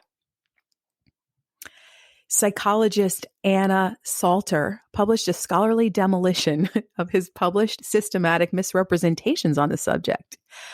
Underwager filed several unsuccessful lawsuits against her. So the psychologist comes out and says he's full of shit. She demolishes his lies. He sues her and loses because it's clear that he's a child abuser. And these family cults today that my students are talking about, their sexual abuse, Malana's father raping her, she is coming out in the open and speaking these words. These are the people that they align with. They're trying to say false. They're trying to do all this stuff that happened in the 90s and was debunked. It's just unbelievable, but it's believable because we see it happening. We see what we are reading today in Kristin Delgado's fantasy story on Reddit. Let me continue with the article. Her exploration of the ethical issues surrounding the work of Underwager and Wakefield and their harassment of her is worth reading. So she apparently does a book on this. Together with his wife, board member Halida Wakefield, Underwager gave an interview to the Dutch pro-pedophilia magazine, Paidika, Paidika, no idea if I'm saying that correctly, the Journal of Pedophilia. Let me read that again, people. False memory syndrome and the people who promote it are aligned with pedophiles who don't even have a problem with admitting that publicly. Underwager, this guy who's on the board of the False Memory Syndrome Foundation, now defunct because it was full of crap. He gave an interview to the Dutch pro-pedophilia magazine, Piedica, the Journal of Pedophilia. Underwager famously proclaimed, pedophiles can boldly and courageously affirm what they choose. They can say that what they want is to find the best way to love. I'm also a theologian. And as a theologian, I believe it is God's will that there be closeness and intimacy, unity of the flesh between people. A pedophile can say, this closeness is possible for me within the choices that I've made. If you haven't vomited yet, consider yourself lucky. Well, I guess the people that had still an active brain cell going on, they were like, you know what? We're going to have you resign from the false memory syndrome board, because even though we are a group of pedophiles raping and molesting our children, we're trying to do it in secret. We're trying to attack the therapists who are helping these repressed memories come to the surface. You are out there writing articles in pedophile magazines. You got to go.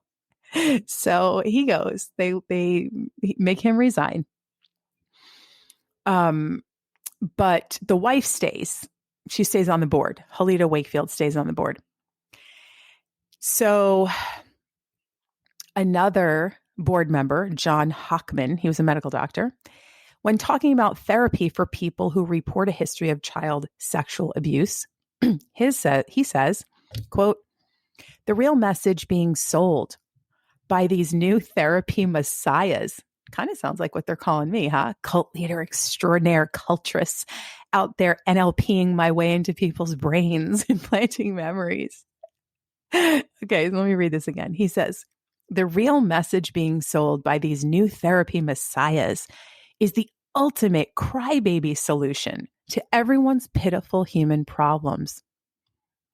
Now, the next line in this article says, it's hard to fathom that these words come from a mental health professional. Okay, well, considering, this is my commentary here for a moment, considering the vast amount of child sexual abuse and very high percentages reported among people in the mental health profession, that is a statistic you can research. It doesn't surprise me, because if you haven't uncovered your sexual abuse yet, that you have anxiety, you're on medication for anxiety, you take sleeping pills, you drink wine every night, you're in a sexless marriage, you have to fantasize when you're having sex. You can't, have a full body orgasm because you're having to think about something else, or you watch porn, or you have eating disorders, right? All the signs of child sexual abuse. If you are living with all the signs and the symptoms and the problems, but you haven't healed it yet, there's that gut instinct to just say, no, this isn't real. It's not real. It's not real. It's not real. It's not real. If you can just convince yourself that it's not real, there's a hope that you can make it go away. You can never make it go away. Every single person listening to this who has been sexually abused as a child, who has not uncovered it, admitted it, accepted it, it will never go away. It will haunt you for all the days of your life, because it is the most fracturing event that can happen to any human being, is to be sexually abused as a child. And it is rampant. And we are seeing that statistically as more and more is being uncovered. And there are people who have been sexually abused at home as children. Then they went to Catholic churches. They were abused there. They were in Boy Scouts and they were abused there. They went to sleepover camps and were abused there. They went to daycare centers and were abused there. Child sexual abuse has been uncovered in massive daycare scandals where children were literally given drugs during the day, sexually abused, and then have no memory of it. They were drugged when they were abused. There's rampant abuse of infants, literal newborn infants that are sexually abused, sexually molested. This is becoming more and more clear as more evidence is coming out, more science is coming out about how memories could get repressed. Another tactic of abusers, I know several people who this has happened to, their parents, maybe it's a father, maybe it's an uncle, maybe it's a grandparent, put on a costume.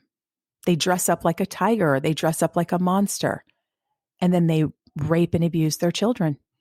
And then the child might say to someone, a tiger attacked me. A monster attacked me. And what would an adult say to that child? Oh, that never happened, because that sounds like a fantasy. A 3-year-old child can't differentiate that that's someone in a costume. They're going to relate that. A tiger hurt me. A tiger touched my private parts. Parents are going to think, oh, you're dreaming. You made that up. Child sexual abusers are devious. They are cunning. They are conniving. And to me, one of the biggest signs of a guilty child sex perpetrator is someone who so vehemently attacks a complete stranger, whether it's me or it's a therapist. I mean, many, many, many people over the past 30 years have been attacked by molesters, by child rapists. They don't want it to come out. They don't like any of us who are advocates for victims. And that's the first real red flag for me, is anyone who comes off so vehement. Instead of questioning, okay, well, what might have happened to you? Let me hear this. Let me hear what you have to say. For someone to instantaneously attack a victim, red flag, instant red flag, because no one would be that triggered. You wouldn't be that triggered if there was so much to be afraid of. And I've seen some of these families band together and they send the mean brother, the drunk brother, then they send, the quote, nice brother, and dad would never do this. It's psychotic. It's psychotic, but it's an all-out effort to do anything to bring you back into the family cult. They don't want it out. They can't let it out. And these other siblings, the flying monkeys, who may or may not have been sexually abused. Not all kids in a family are sexually abused. They may have been, and it may be repressed.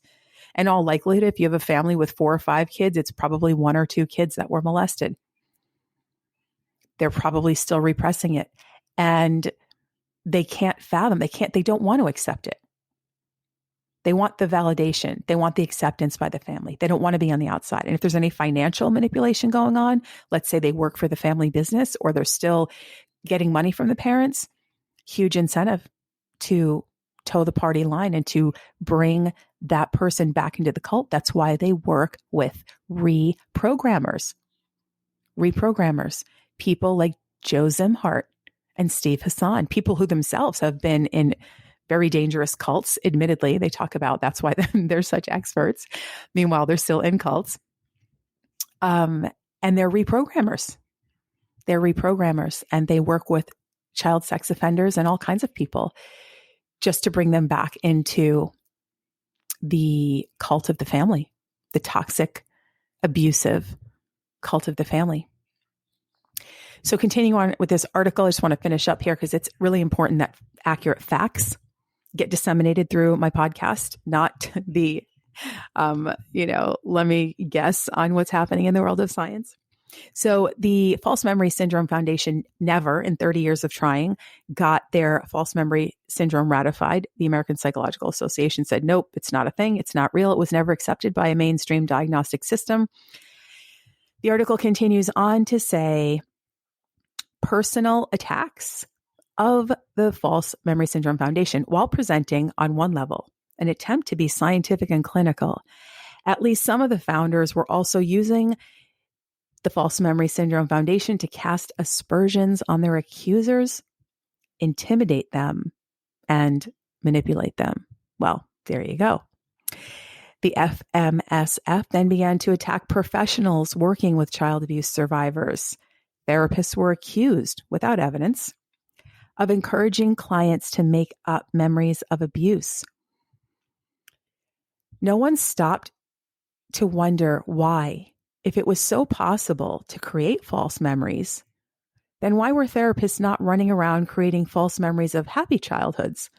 Wouldn't we want to bask in our success as our clients ran off happy and cured? How did this all happen? For a while, the power of the FMSF was such that it seemed the only people in the world with false memories were those who reported child abuse. It also seemed for a while that their accused abusers could only possess accurate memories when they denied the abuse occurred. While it is not unusual for a syndrome to get its own foundation, it is very unusual for a false or non-existent syndrome to get its own foundation. Somehow, the false memory syndrome managed to do just that. The how and why of this incredible feat deserves considerable thought and exploration. It is the task not only of the complex trauma and dissociation field, but the task of the media, the legal profession, and many other areas of mental health to explore this. Given the unhealthy dynamics and the very abusive tactics of the False Memory Syndrome Foundation, one wonders how the organization ever gained any credibility. Indeed, it seems this would not have been possible without the backing of some very generous donors. In light of what we have learned in more recent years about the sexually abusive behavior of some of America's richest men, it now makes sense. The success of the False Memory Syndrome Foundation would have not been possible without the assistance of international media and journalists keen to publish a sensational headline.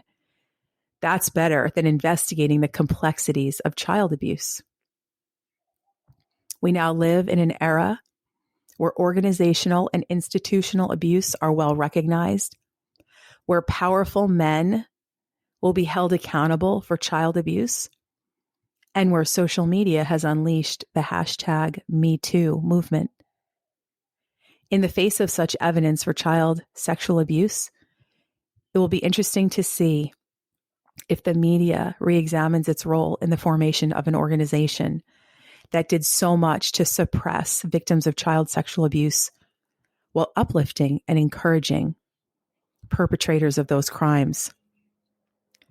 Today, we live in a world where the widespread abuses associated with churches, schools, orphanages, the scouting movement, sporting organizations, internet pedophile groups, the military, not to mention the family, have been verified many times over, where the Me Too movement has traction and where we contemplate the reality of the trafficking of youth for sexual purposes by a man who was friends with not one, but 2 American presidents, not to mention a member of the British royal family. And there we are obviously talking about Jeffrey Epstein. So what to make of the little announcement hidden away at the bottom of the False Memory Syndrome Foundation's homepage? It is a fitting, although rather belated, end for an organization which caused so much pain to so many survivors. The wary among us suggest the demise of the FMSF is a time for us to be vigilant. They predict that the beast of denial will rise again. We're seeing it now. We are seeing the beast of denial. And I think her term in this article, beast, is very apropos. Beast being an identity of Satan. It's satanic.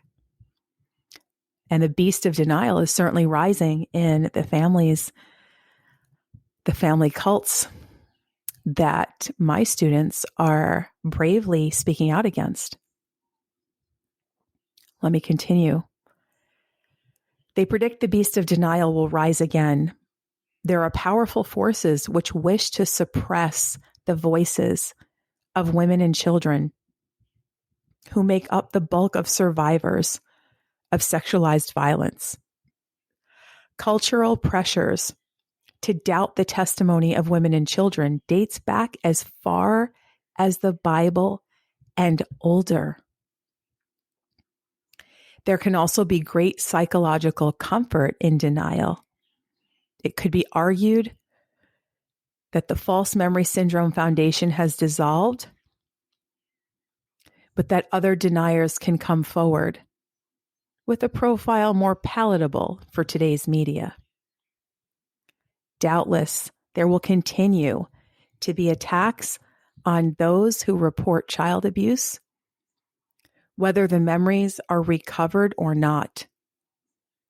While cultural and political pressure to doubt the testimony of women and children who report sexual abuse predates the False Memory Syndrome Foundation, it goes without saying that the false memory movement enabled society to ignore an entire new generation of abused children. We do not want this to happen again. And it is vital we reflect on our history and are well prepared for backlash. Jennifer Freyd, who wrote this article, she is a University of Oregon psychologist, professor, and she has been a pioneer in the study of betrayal trauma. She was honored in April of 2016 with a Lifetime Achievement Award from the International Society for the Study of Trauma and Dissociation. So many laws are being changed as we speak in places around the world, certainly many in the USA, to keep the statute of limitations wide open and in many places indefinite because of repressed memories. And some of these statutes of limitations are actually starting from the very first time a memory resurfaces for you. And in an article that was actually a review of Netflix's true crime series, The Keepers, which, as many of you know, investigates the 1969 murder of Sister Kathy Sesnick and dealt with very, very deep and traumatic sexual abuse by a priest at a high school. And then this nun was murdered because she knew about the abuse and she was going to speak up about it. And so 2 decades after she died, one of the victims had a recovered memory and started bringing forth all kinds of repressed memories from years of abuse. And then other victims came forward as well. Now, in this article, which I find really amazing, these victims had the remembrance of these experiences. Their repressed memories were coming to the surface. And the people who were being accused were hoping that since the memories had been repressed, the statute of limitations would be over. And that was how they were hoping to get away with it. And part of the problem is that was back in the 90s. In 1994, when this case was launched, there was actually a bit of debate around the concept of repressed memories, recovered memories, false memories. We now know that that's all been debunked and false memory syndrome is not real. But in the media, it was big. It was like all the rage in the 80s and 90s. And so they kind of latched onto that and said, oh, this isn't real. This can't be real. These are repressed. How could you have forgotten all this sexual abuse from high school, right? And the false memory syndrome was still not debunked yet. That was, in its heyday, really. And experts didn't really have an answer on that. There hadn't been enough research on it. So obviously, fast forward to now, the science has become more clear. And she says in this article, this is an article by Kaylee Rogers talking specifically about this movie, but I thought this part was really interesting. She says, we have built a much stronger understanding of how and why childhood trauma leads to repressed memories. Research has found that these experiences cause intense stress, flooding the hippocampus, the part of the brain considered to be the center of memory and emotion, with steroid hormones, and disrupting the way memories are stored. So that's just a short synopsis of the science behind it. That when you are undergoing sexual abuse as a child, well, really any age, but we're specifically talking about children, these experiences cause such an intense and extreme stress in your body. And it floods the hippocampus with steroid hormones. And the hippocampus is the part of your brain that is the key. It's the center of memory and emotion. So it absolutely disrupts the way that memories are stored. This is known now. This is factual science now. And it's so important for people to understand this, because when you get the uneducated and the uninformed, the attackers, the deniers going after victims and saying they're making it up, and they're still clinging to a 1994 defense, false memory, which again, back then was being perpetrated by child molesters and people that were writing articles for pedophile magazines. Those were the actual people that launched the false memory syndrome concept.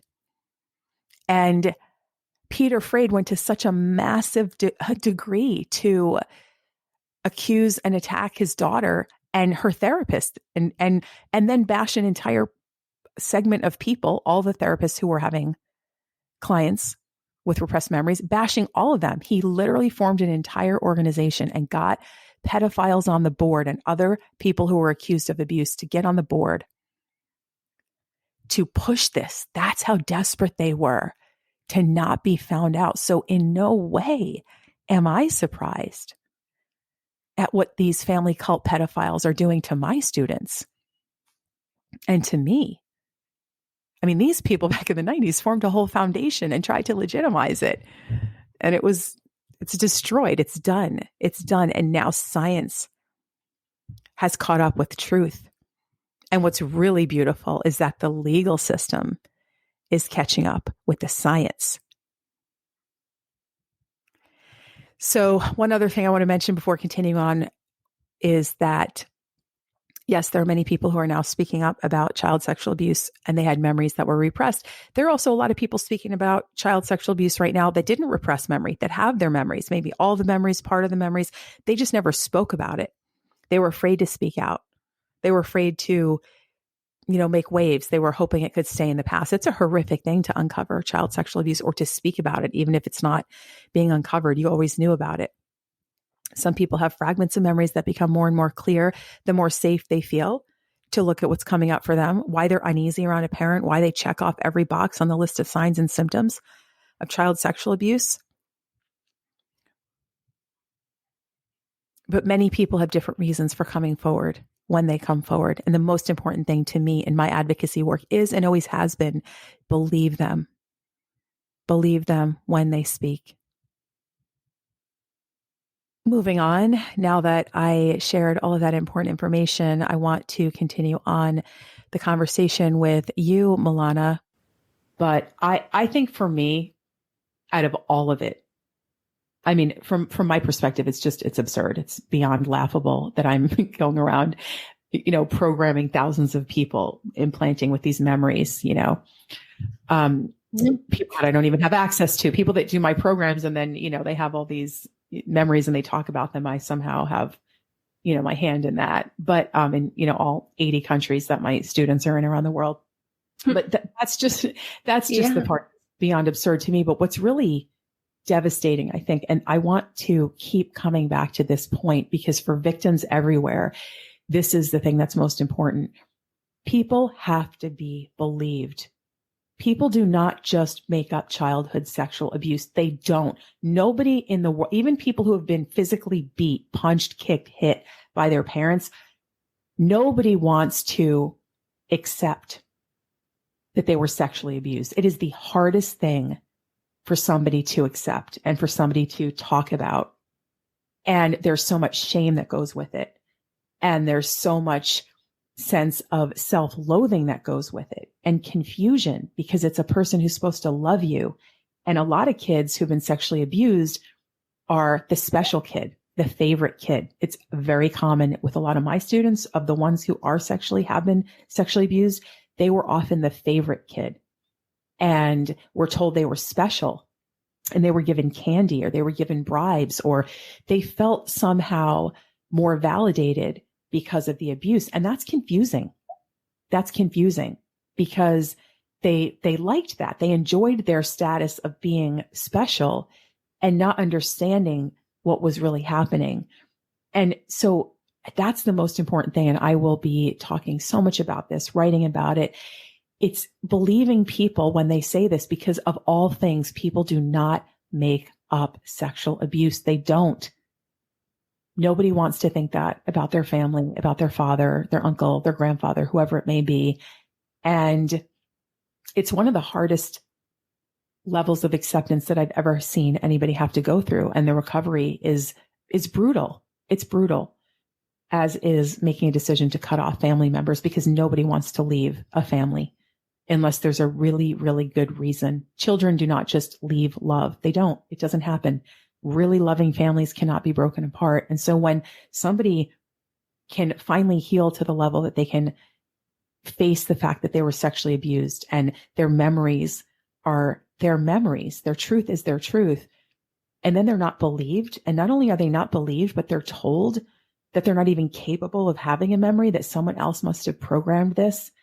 And then the siblings often, as I've seen in a number of families, they band together to tell the story, to protect the abuser. It's protecting the abusers, protecting molesters, and completely invalidating people who were really, really devastated. And a lot of people who are sexually abused are depressed, are on antidepressant medications, and an increasing number are committing suicide. So this is vile. Like this kind of talk where you're just throwing things around there because you're mad, you're angry, you haven't done any healing, and you go on some bottom feeding Reddit thread and throw around scientific terms as if you have any idea what they mean without even doing the research to find out that false memory syndrome is fake and that memories do get repressed.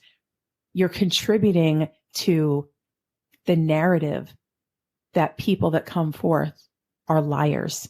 And that's why kids aren't believed. And that's why even the court system, there's massive family court reform initiatives going on all over the world because children are not believed, and children don't come forward in most cases. They are afraid. They're afraid to lose their parent, even the one that's abusing them. They're afraid to lose that person who they see as a lifeline, and they're not believed. And a majority of disclosures that children make, especially when going through custody cases, they're dismissed and children are sent back into the hands of sexual predators. So I get very, very disturbed and sad when I see someone contributing to a narrative like this instead of having the compassion to say, well, I wasn't sexually abused, but maybe you were. Let me hear what you have to say, right? It's like not even the compassion to hold space. It's an instant defense of someone who abused her physically, which she admits, and denies your own memory. One of the things, Malana, that you had shared with me before was that your sister actually sexually abused you as well. And your thinking on that was maybe that's why she's so quick to dismiss your sexual abuse at the hands of Jack, because she didn't want to approach the entire subject of sexual abuse, given that you experienced sexual abuse by her as well. So can you share a little bit about your experiences or your memories with your sister abusing you? I have memories of my sister exploring me. She had told me that I remember her saying, she was like, yeah, I was a curious kid. And I remember that being something that kind of like perked my ears up. And then the memory surfaced. And, you know, I feel that was a part. I feel like that played a part in her being quick to, try and say that I was lying, that these things couldn't have happened because she's carrying shame and guilt for what she did. Right. And I get it because I did it too. You know, we perpetuated the cycle, what we learn. And I can only imagine, I don't know. I'm not saying it was my father. I don't know but kids who explore other kids had to have learned it in some way, shape, or form. And so I feel like she has an awareness that she did that, or not even awareness. She knows that and has shame and guilt for it, and wanted to be quick to silence me and shut me down because that would mean, you know, I would be uncovering things of her too. That makes a lot of sense, actually. Yeah. I mean, and when you said, like, obviously when kids do that and they have this over-sexualized behavior, and child-on-child sexual abuse is one of the signs of someone having been abused. So that could be an indication that she was. And like you said, we don't know who that would have been. She's not coming forth with any of those pieces of information. But that makes a lot of sense that she would be trying to silence you because she's just made amends with your dad. She's like, oh, I'm in now. I'm the favorite child. We're so close now. We're this loving, great family. And Malana's on the outside. So I don't want to rock the boat and, you know, just going to let sleeping dogs lie because I'm the good kid now and she's a liar and she's in a cult. And, you know, I don't want to look at that. So yeah, I mean, that makes a lot of sense, being terrified of her truth.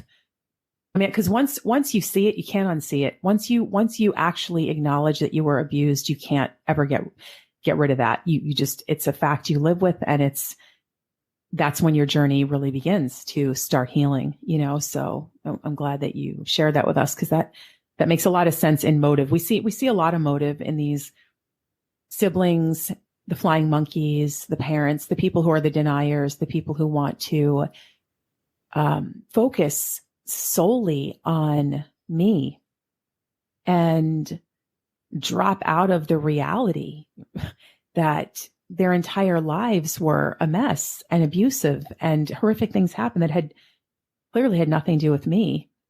And, they're just so terrified of the sexual abuse part coming out, primarily because that brings the most shame. There's religions that think it's okay to beat your kid, which is child abuse, but they're out there. There's belief systems that you can lock a kid in a bedroom for hours on end. And, all of these forms of abuse in some way, shape, or form have been normalized by different cultures and religions. But the one thing that's kind of not so much considered okay by pretty much anybody, and that's when you rape your own children. And that's why there's such a big push. That's why they're so fiercely sticking to a story that has 80,000 holes in it, and willing to partner with felony kidnappers to try to invalidate my work. But the results speak for my work. I don't need somebody to validate or invalidate me, because my thousands of students and my thousands of testimonials, real world life proof, validates everything that I do. And, so these attempts are very thinly veiled, disguised attempts at trying to distract away from horrific, heinous child abuse. So yeah, and you just made a great point with you were like, it's the sexual abuse that they want to invalidate so badly. You said something along those lines, and it's like, yeah, because it's no problem if you're like, oh, I remember, when I was, 3 or 4, like mom got me this amazing birthday cake, or I got bit by a dog. But as soon as you say like Uncle Bob raped me, it's like, oh no, that can't be. No, that didn't happen. No, you can't possibly remember that. And another thing is that I had memories even from before I was 6 of some abuse, from being younger, like around 2. And, I remember when I was around 2, I got bit by a dog. Like I remember parts of that memory, parts of that, just in the same way I have memories of things from around that age, a little earlier. There are things that have come to the surface that, because, my family knows that, that basically it's like you're too young, you're too young to have had these things come to the surface. There's no way. So it's a way to invalidate me. They know the truth. They know what they did. They know deep down. They know what they did. They all know what they did. Jesus knows what they did. And at the end of the day, people who are really willing to look and listen to victims will know what they did too. And, that's why we're here. I always felt I couldn't be close to him. Like I was repelled. There wasn't closeness. We didn't spend one-on-one time together. There was not a loving relationship. He didn't buy presents for me or write cards for me or have one-on-one conversations. There was maybe a couple here and there. And when I called my mom out on her drinking and was trying to kind of tell her how I felt about things that would come up when she was drinking, she deflected. And one of the things she said to me was, well, maybe one day you'll talk to your father about him and his stuff. And What does that mean? I didn't probe. I didn't, because I just kind of blanked out and just was like trying to be like, well, I'm talking about you right now. But she said that. What did you mean, Mom? So, she said that. And, yeah.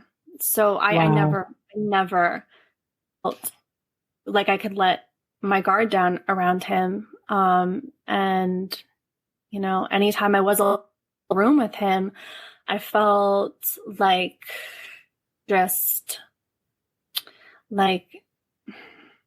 tight, like not like, like I wasn't relaxed. Right. Mm-hmm. And I showed all the signs: depression. I had the suicidal, not that I knew, but if I just tick off the boxes. So there was, physical symptoms, tics, the suicide.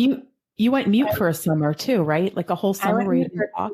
Selective mutism. Yeah. Like I get a little bit here and there. I was talking, but I wasn't myself. Depressed throughout high school. I was laying on the floor in my bedroom, just laying there, like staring at the ceiling. My mom comes in, like all like in a huff, like, what do we need to do? Do I need to like take you to a psychologist or something? And I'm like, I don't know. Like, I'm the kid. Like, what do you think? But she didn't. And then, what else? Then I, ended up like hooked on weed to numb. I check off all those boxes. It's all there, but it's so normal in my family to drink and do drugs. And I was a participant in it. I was upholding all of it. I was drinking, I was doing the drugs. I was, eating the shitty food and, trying at certain points to let all that go, but never fully able to do it, always kind of pulled back. So. Yeah. And I think that swapping faces thing, I have actually a really good friend who did the same thing with, an incident, wasn't sexual abuse, but he got punched in the face when he was 5. And he had always told me that it was his sister's husband. His sister was much older than him and, stuck to that. He's like, I hate that guy. Like he vehemently hated that guy, her sister's husband. And he's like, he punched me in the face when I was 5. He's like, because he was beating her.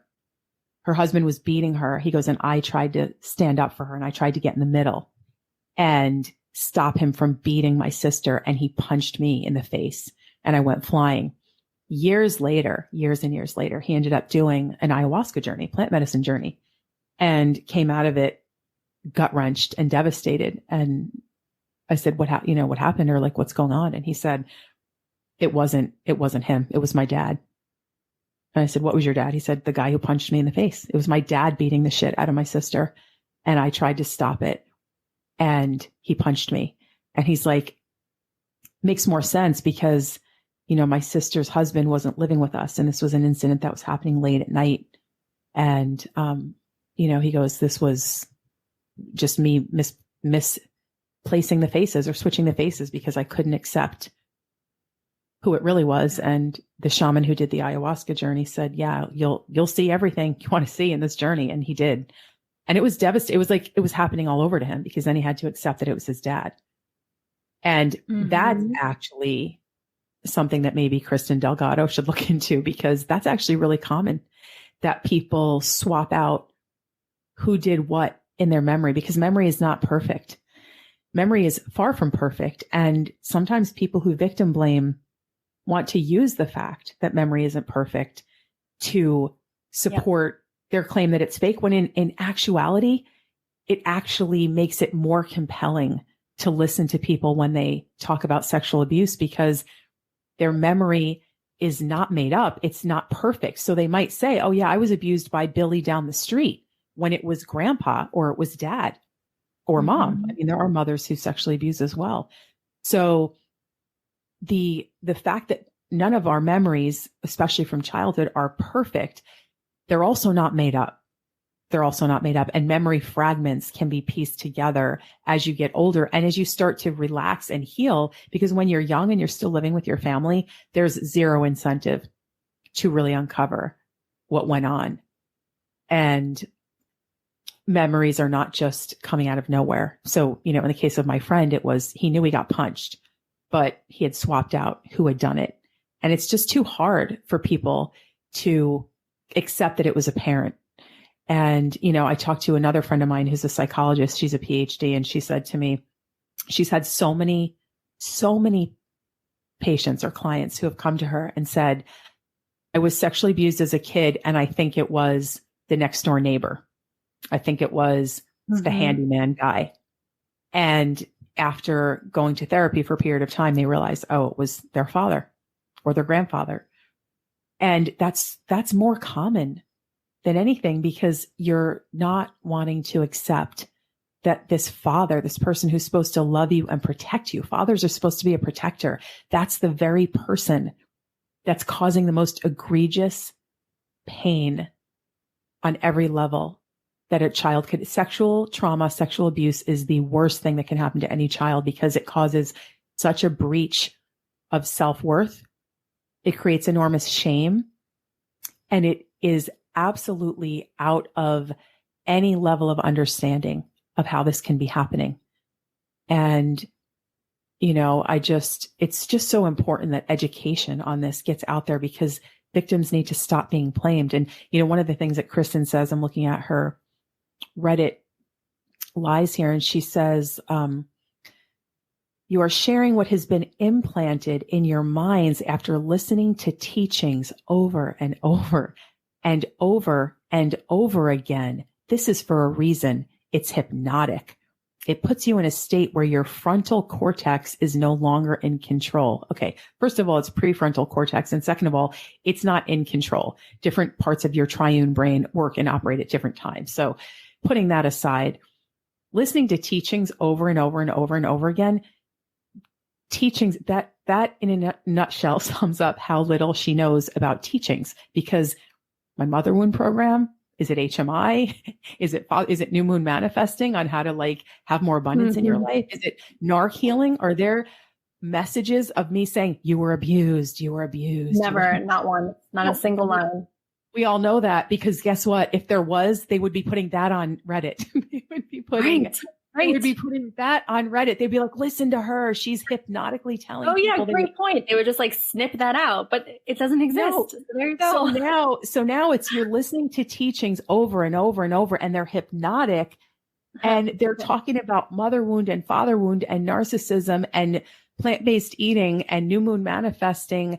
And those are somehow magically turning into implanted memories where you remember being raped on your bed by your father. Another student of mine remembers being raped by her father at a gas station or near a car wash, and going into a room, a private room, and being told, I'll give you candy, don't tell your mom. So my mother wound and father wound and all my programs are being listened to repeatedly, and they're magically turning into different implants for every single person. I mean, to say that this is absurd is woefully inadequate to describe the level of disgusting, not only the fact that it's lies, the fact that there's obviously no truth to it, and there's nothing in any of my teachings that are repeated over and over that has anything to even do with sexual abuse. Even in journeys, it's like you're journeying, you're looking back. You are just like anybody who does a guided meditation. Guided meditations are wonderful. You go back and you relax and you look into your past, and you see things and you feel things and you hear things. All your senses often come alive when you do guided journeys or meditations. Nothing having anything to do with an implant. And to implant, as I said earlier, would have to be a very specific, you fell off a skateboard at 10 and continuing to repeat that over and over. You fell off a skateboard, while you're under a hypnotic state. So the lack of, first of all, education and awareness on these topics, and the throwing it together in this diatribe of lies is just, it's beyond cruel. It's beyond cruel, because it's forming more of this belief that people lie about their child's sexual abuse. And it's vile and it's disgusting. It's just, and just linking it all together like this as if it makes sense when it makes none. Yeah. And I would be like, to my sister, I would say, why is it okay for you to quote the Bible and to have Bible study and to take all the kids and tell them that they need to have Bible study and be quoting passages all the time, So isn't that your version of, what you want your family to learn and to, right. So over and over and over again, you're reciting the Bible. Okay, well, this is what I'm doing with my life. And now that means I'm in a cult because I choose to hit play on my iTunes and listen to my teacher, Liana. Mm-hmm. So Then she goes on to say she started looking at other gurus, spiritual teachers that resembled that was my me. favorite. They I have no resemble me. life. I'm sitting around listening to hours and hours Well, of podcasts. I mean, first of all, you know that most of this is lies, because she says she said I think I began with watching the I caught that too. I'm like, yes, okay. I think I began watching the deep end about Teal Swan. I mean, okay, first of all, Teal Swan, there's nothing about her that resembles me, not physically, emotionally, mentally, or spiritual. She's vegan, so there's that. But I was always repelled from her. I always felt off. I was, Yeah, me too. And I feel like her energy is very dark. I'm not a fan. She's not a cult, though, by the way. Side note, she's not culting people, and she teaches stuff and you either believe it or you don't. And my thing is always life proof. Are people having a better life? Great. If not, okay. But mainly what differentiates her, well, everything, but she's not aligned with Jesus, though. She doesn't talk about Jesus. She doesn't believe that Jesus is the way, the truth, and the life. She doesn't believe that Jesus is a savior. So there is, to me, that's dark. Anytime somebody says, oh, is so-and-so dark? My answer is the same. Do they talk about Jesus?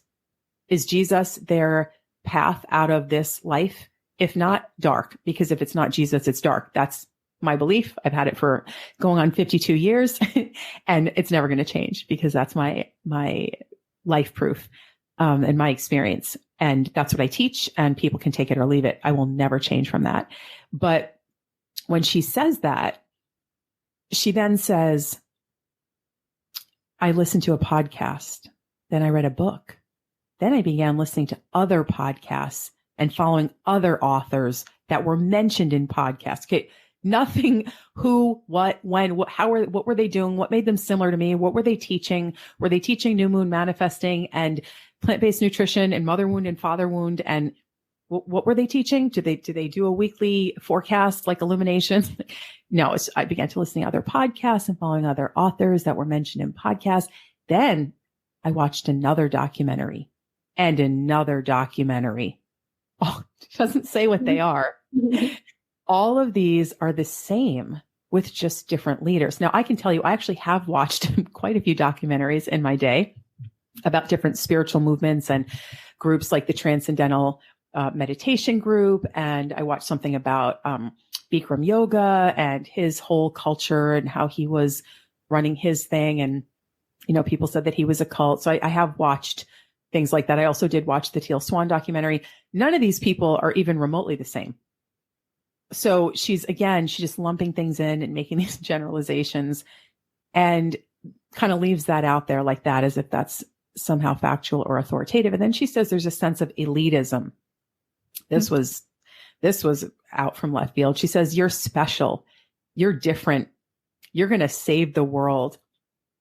I'm like, has she read anything I've ever written? Because I'm constantly telling my students, nobody's special. I'm not special. You're not. We're either all very special or nobody's special. Like there's no differentiation. There's no authority, and there's no saving the world. I literally tell people you can only save yourself. You can be an example of a healed life. And so people might look at your life proof and be incentivized to change, but you can't save anybody. Like so many people in the new age world, this is one of my biggest complaints with the new age Luciferian fraud, is that they're like, we're going to save the world. We're going to bring light. We're going to change planet Earth and bring about a new Earth. No, you're not. You're not. You never were. You're not going to. Jesus has told us this earth is ruled by Satan. And what you do is save yourself and save your own soul. And Jesus gave you the tools to do that. That's what I teach. It's what I've always believed. It's how I live my life. It's how I raised my kids. And she throws that out there. Like, you're going to save the world. Like, that's a new age thing. And I am always advocating that that's a bunch of horseshit, because nobody's saving this world. If this world was going to be saved, let me tell you, Jesus would have done it. He was here in the flesh 2,000 years ago. If this world had the ability to be saved, Jesus Christ would have been the guy to do it. And he couldn't, and he didn't. And he wasn't trying to. He's like, here's what you do. Here's how you follow the path to light and get your way back to the divine. And, Kristin Delgado, who is now not only an expert in scientific psychology, but she's also an expert in cults, apparently, as well. So then she goes on to talk about the food part, which is even more funny to me. She says there are dietary restrictions. Okay, first of all, I don't have dietary restrictions. I'm not your mother. I teach plant-based eating. I've been vegan for 30 years. The top cardiologists in the world, the top doctors in the world say that eating vegan is the number one way to prevent dying from the three things that kill most people, which is heart disease, cancer, and diabetes type 2. And the former head of the president of the American College of Cardiology, Dr. Kim Williams, says, quote, there are two kinds of cardiologists, vegans and those who haven't read the data. So anybody who's been through HMI knows that it is based on 50 years of scientific research. It is absolutely, bar none, the healthiest way to eat. People can believe that or not, but the science backs it up. And she's somehow tying that, eating healthy, eating clean, not eating rotting flesh, like eating rotting flesh of dead animals and blood and breast milk excretions from a cow. That's somehow good. But eating fruits and vegetables, grains, beans, not good. So she says they, assuming she means this whole documentary world of cult leaders that she had researched, they are almost always vegan or predominantly plant-based. And here she becomes a nutrition scientist. If you rob the brain of cholesterol and fats, people become more compliant. I can't, like when you look at Viktor Frankl, who lived in a concentration camp and was deprived of anything. I mean, he was starved. He was emaciated. He was living on like one piece of bread a day. He wasn't compliant. He was very sovereign and he was just weak. He was emaciated from not eating. And second of all, I have no control over what the hell people eat. I teach plant-based eating. I don't, monitor anybody's food. I have thousands of students in 80 countries. And a family and two other companies besides HMI. Like, I don't know if they've, clearly the answer is no, but if they've ever sat back and thought how ridiculous they sound, that like I'm starving people and giving them dietary restrictions. It's like plant-based eating is the fastest growing segment of eating in the world. Most of the top doctors in the world of cardiology promote plant-based eating. The longest lived populations in the world, people who live to be the oldest, like the Seventh-day Adventists in California, and they call them, the blue zones, and the people in Okinawa, they're not 100% vegan, but they're predominantly plant-based. They're predominantly grain-based, as a matter of fact, and low fat. But she's saying if you rob the brain of cholesterol and fats, I guess she isn't aware that there's a thing called an avocado. And there are things called nuts and seeds, coconut, like those. Yep. I've had so many people that have said to me, oh, when I went vegan, I gained a bunch of weight. And I'm like, would you eat a bunch of fat? They're like, yeah, nuts, seeds, avocado, coconut, cacao, olive oil on salads. So the fat deprivation and the compliant brain, I don't know how somebody could put their name. Well, she didn't put her name on it. It was anonymous until you discovered that it was her, but that's probably why she didn't put her name on it. But to go through all of this as if she knows what she's talking about, and it just sounds so absurd and uneducated. But she does say they did it in Russia and Germany during World War II. I'm not knocking veganism. Well, thank God, Kristin. I just know that there are dangers associated with it. And it has been used by evil men in the past. Okay, so well, good luck with your keto, Kristin, because we can debunk that left and right. Evil men have used veganism, not evil men who are murdering and slaughtering animals by the billions and eating their flesh and drinking their blood. That's not evil. It's the cardiologist who is the head of the Cardiology Association promoting broccoli. He's the real evil. You got to look out for him because he's trying to starve your brain of fats. I mean, but right. Then here she goes with the they again. They break you away from your family. All right. We've already gone over the fact that nobody's breaking away from anything on my account. People are choosing not to associate with child molesters and abusers. And any potential influence that could keep you from being fully committed. What? you were in my programs with your husband. Like what? I have a group right now of 6 ladies who are all friends, and they all started doing healing together. And there were 3 others that actually joined at the same time and stopped doing it. One of them selling beef jerky. So she decided to not she decided, I can't do this plant-based eating. And when the whole vaccine thing came out, and I was very vocal about that, and her husband decided to get vaccinated, she's like, she felt like she had to choose.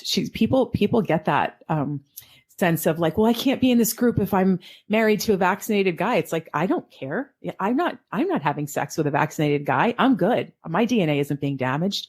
You can still be in the group, but people feel this overwhelming sense of they just can't, because I think I don't really know why they do that, because I certainly never expect anybody to be. I tell people all the time, if you're eating steak, if you are living with a vaxxed guy, like that's your life. It's not mine. It has nothing to do with you being in my programs, doing mother wound, doing father wound.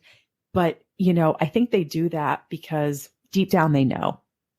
And so with this group of women actually who were all from Canada, and there's 6 of them still there and 3 of them left, the 3 that left over, one of them was food. She was like, I just can't eat plant-based anymore. And she was selling beef jerky, and the other 2 have vaccinated husbands and chose to leave. Great. Leave. I don't care. Stay, leave. Either way, I don't care. So I thought that was really interesting that she's lumping this in and saying they break you away from family and friends. They keep you from anyone that could, take you off of being fully committed. And it's like, when people do that, when there are groups that, like, let's take, we won't even take one of the more like crazy cults. We'll take something that's kind of widespread, like Jehovah's Witness, for example. I know a couple actually, and who live here where I live. And, one of them had to break away from his family because he's gay, because, Jehovah's Witnesses say you can't be gay. If you're gay, you're out. You are out. And, they do keep you away from other people. He said that when he was a Jehovah's Witness, he was not allowed to have friends that were not Jehovah's Witness. They had their JW org meetings. Like every week you had to go, you had to attend. And even during COVID, they did it on Zoom, and you were required to attend, and you weren't allowed to associate with people outside of that. And, that's the hallmark of dangerous behavior, right? Because you are being told who you can and cannot associate with. And, we don't have any meetings. People would love to have meetings. I don't have them. I don't even really do phone calls at all, but it's this whole narrative that sounds really good. It's a way to distract away from the abuse that your father inflicted on you, that you're coming forward with and talking about. And, and then she goes on to say, if you do question, you will be kicked out. And, you encourage us to question. There's nothing wrong. There's no question you don't welcome.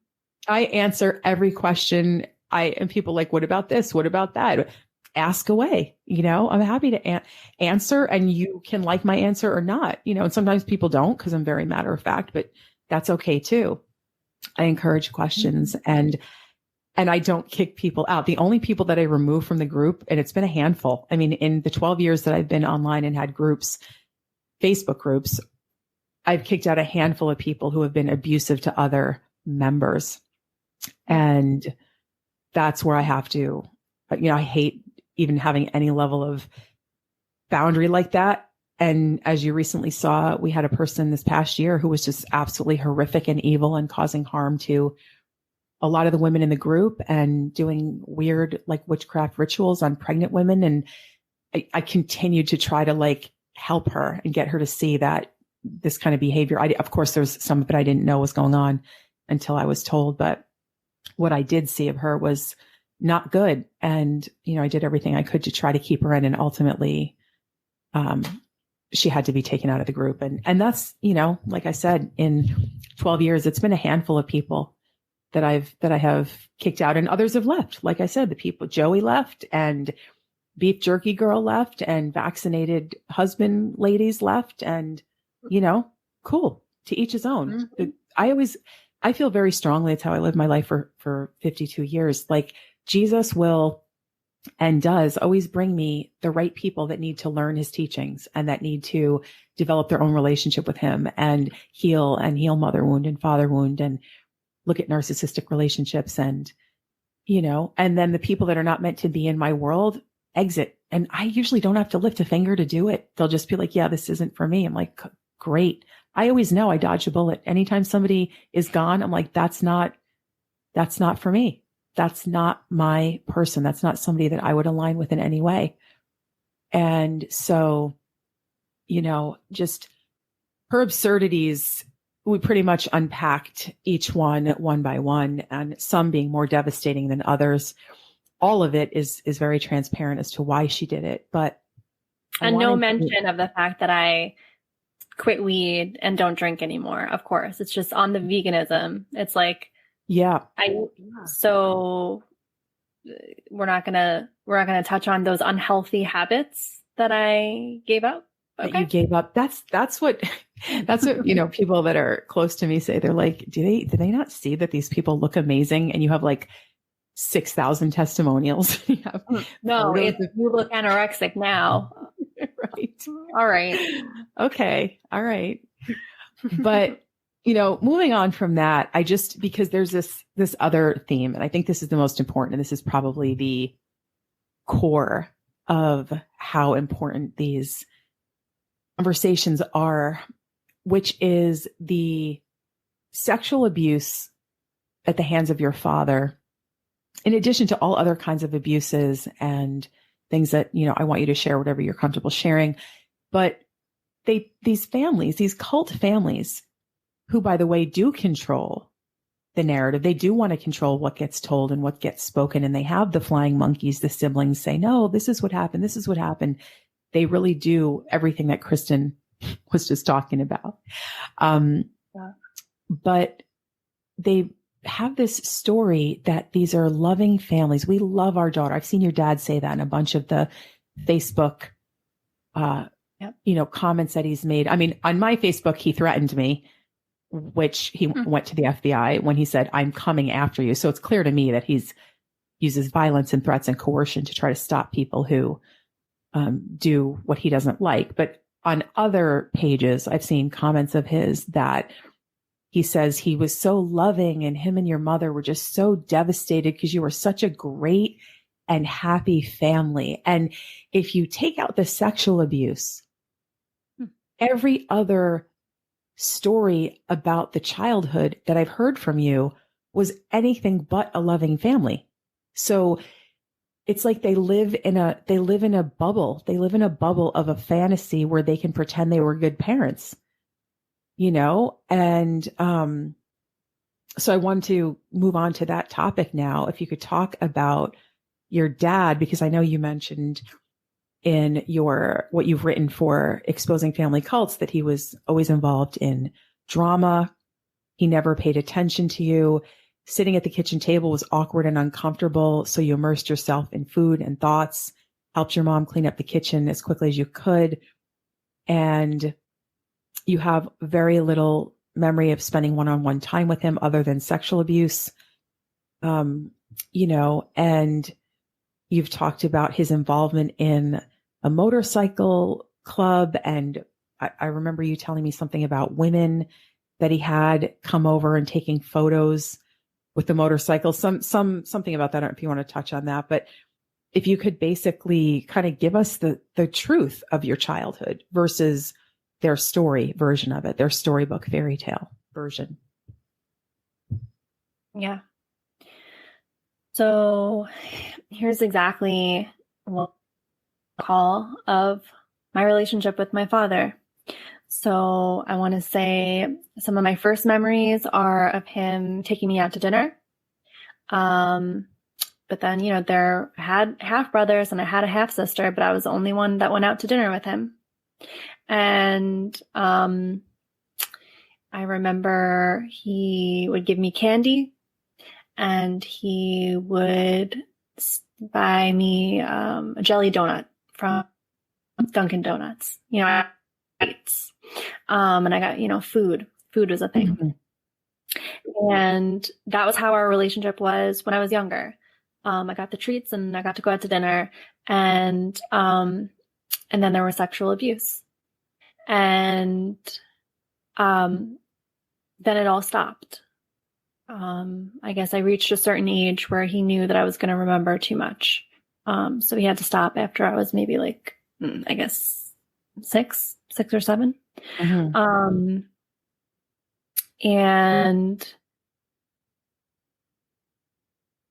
And then I was invisible.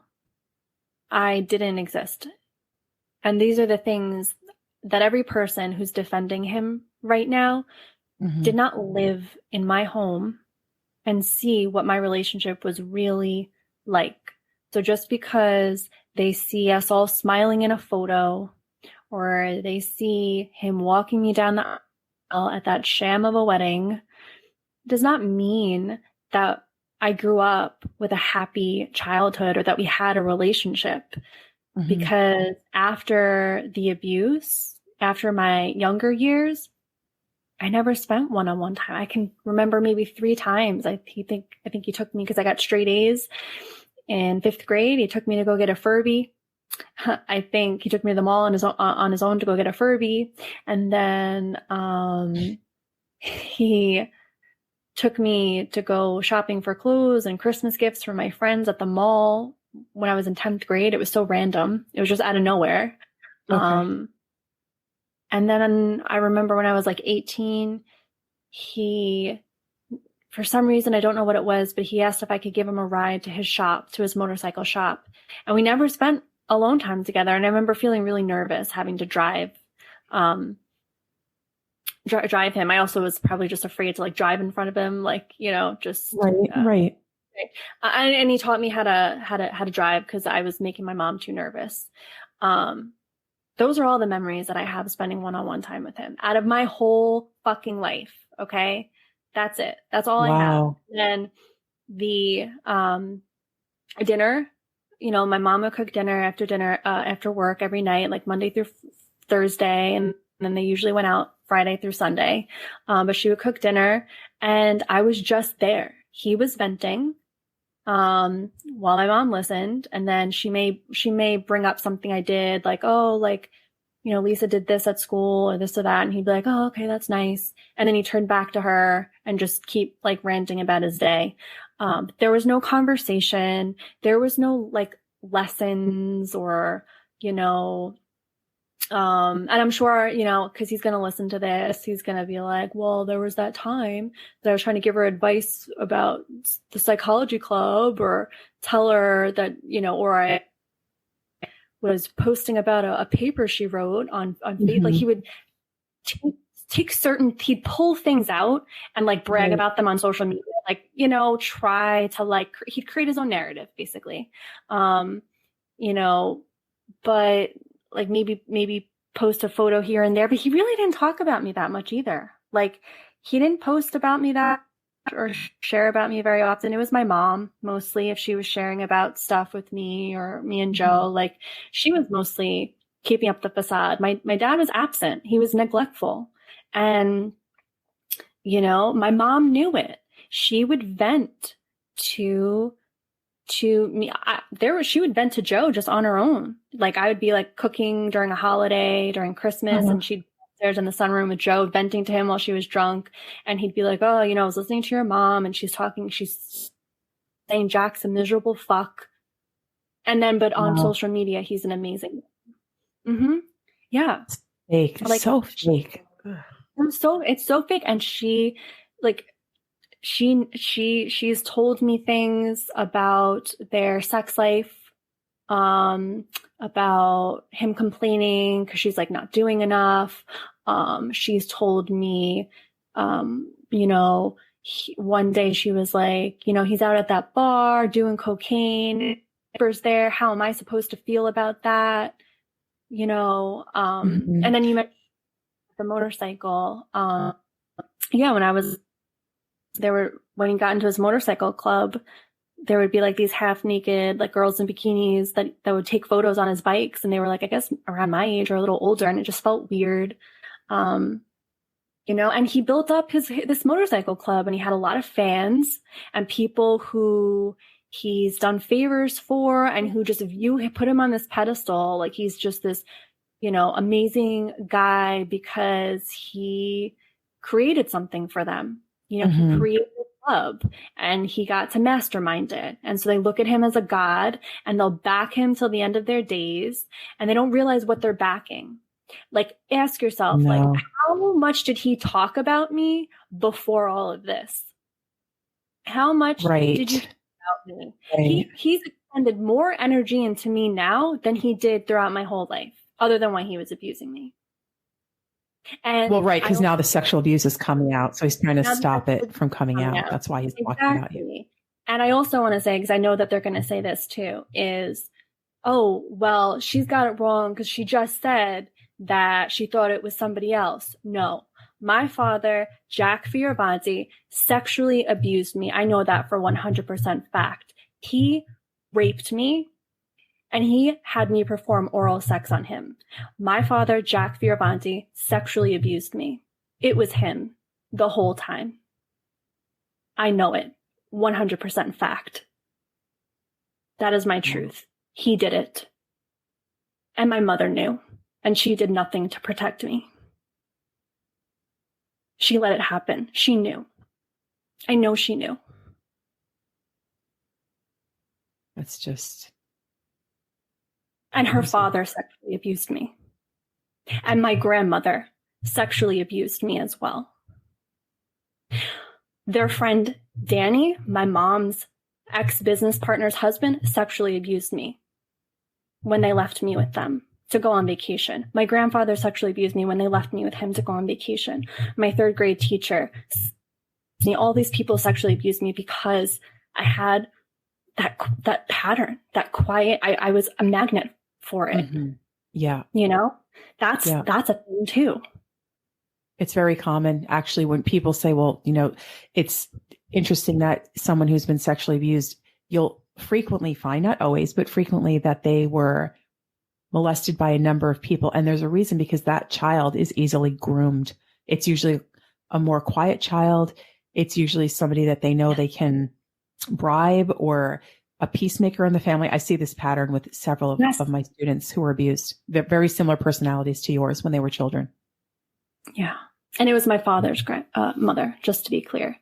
And she tried to, you know, after the podcast came out, tried to say, and he hadn't even mentioned her yet, but for some reason went on my Facebook page and was like, oh, it's all lies. It's all lies. Well, I didn't even mention you yet, but yeah. Wow. She was being defensive before her name even came up. Yep. Yep. Came on my Facebook page, said I was insane, this, that, and the other thing, which was interesting because she called me after I detached from everyone, you know, and left this voicemail, you know, was trying to see what was going on. And, but yeah. And, they, you know, those are the things where it's really hard to come out and say all this, because I'm listing a lot of people, and I know how that sounds, you know, to people who just don't want to believe. And yeah, it's a lot. Yes, it's a fucking lot. That is what I went through.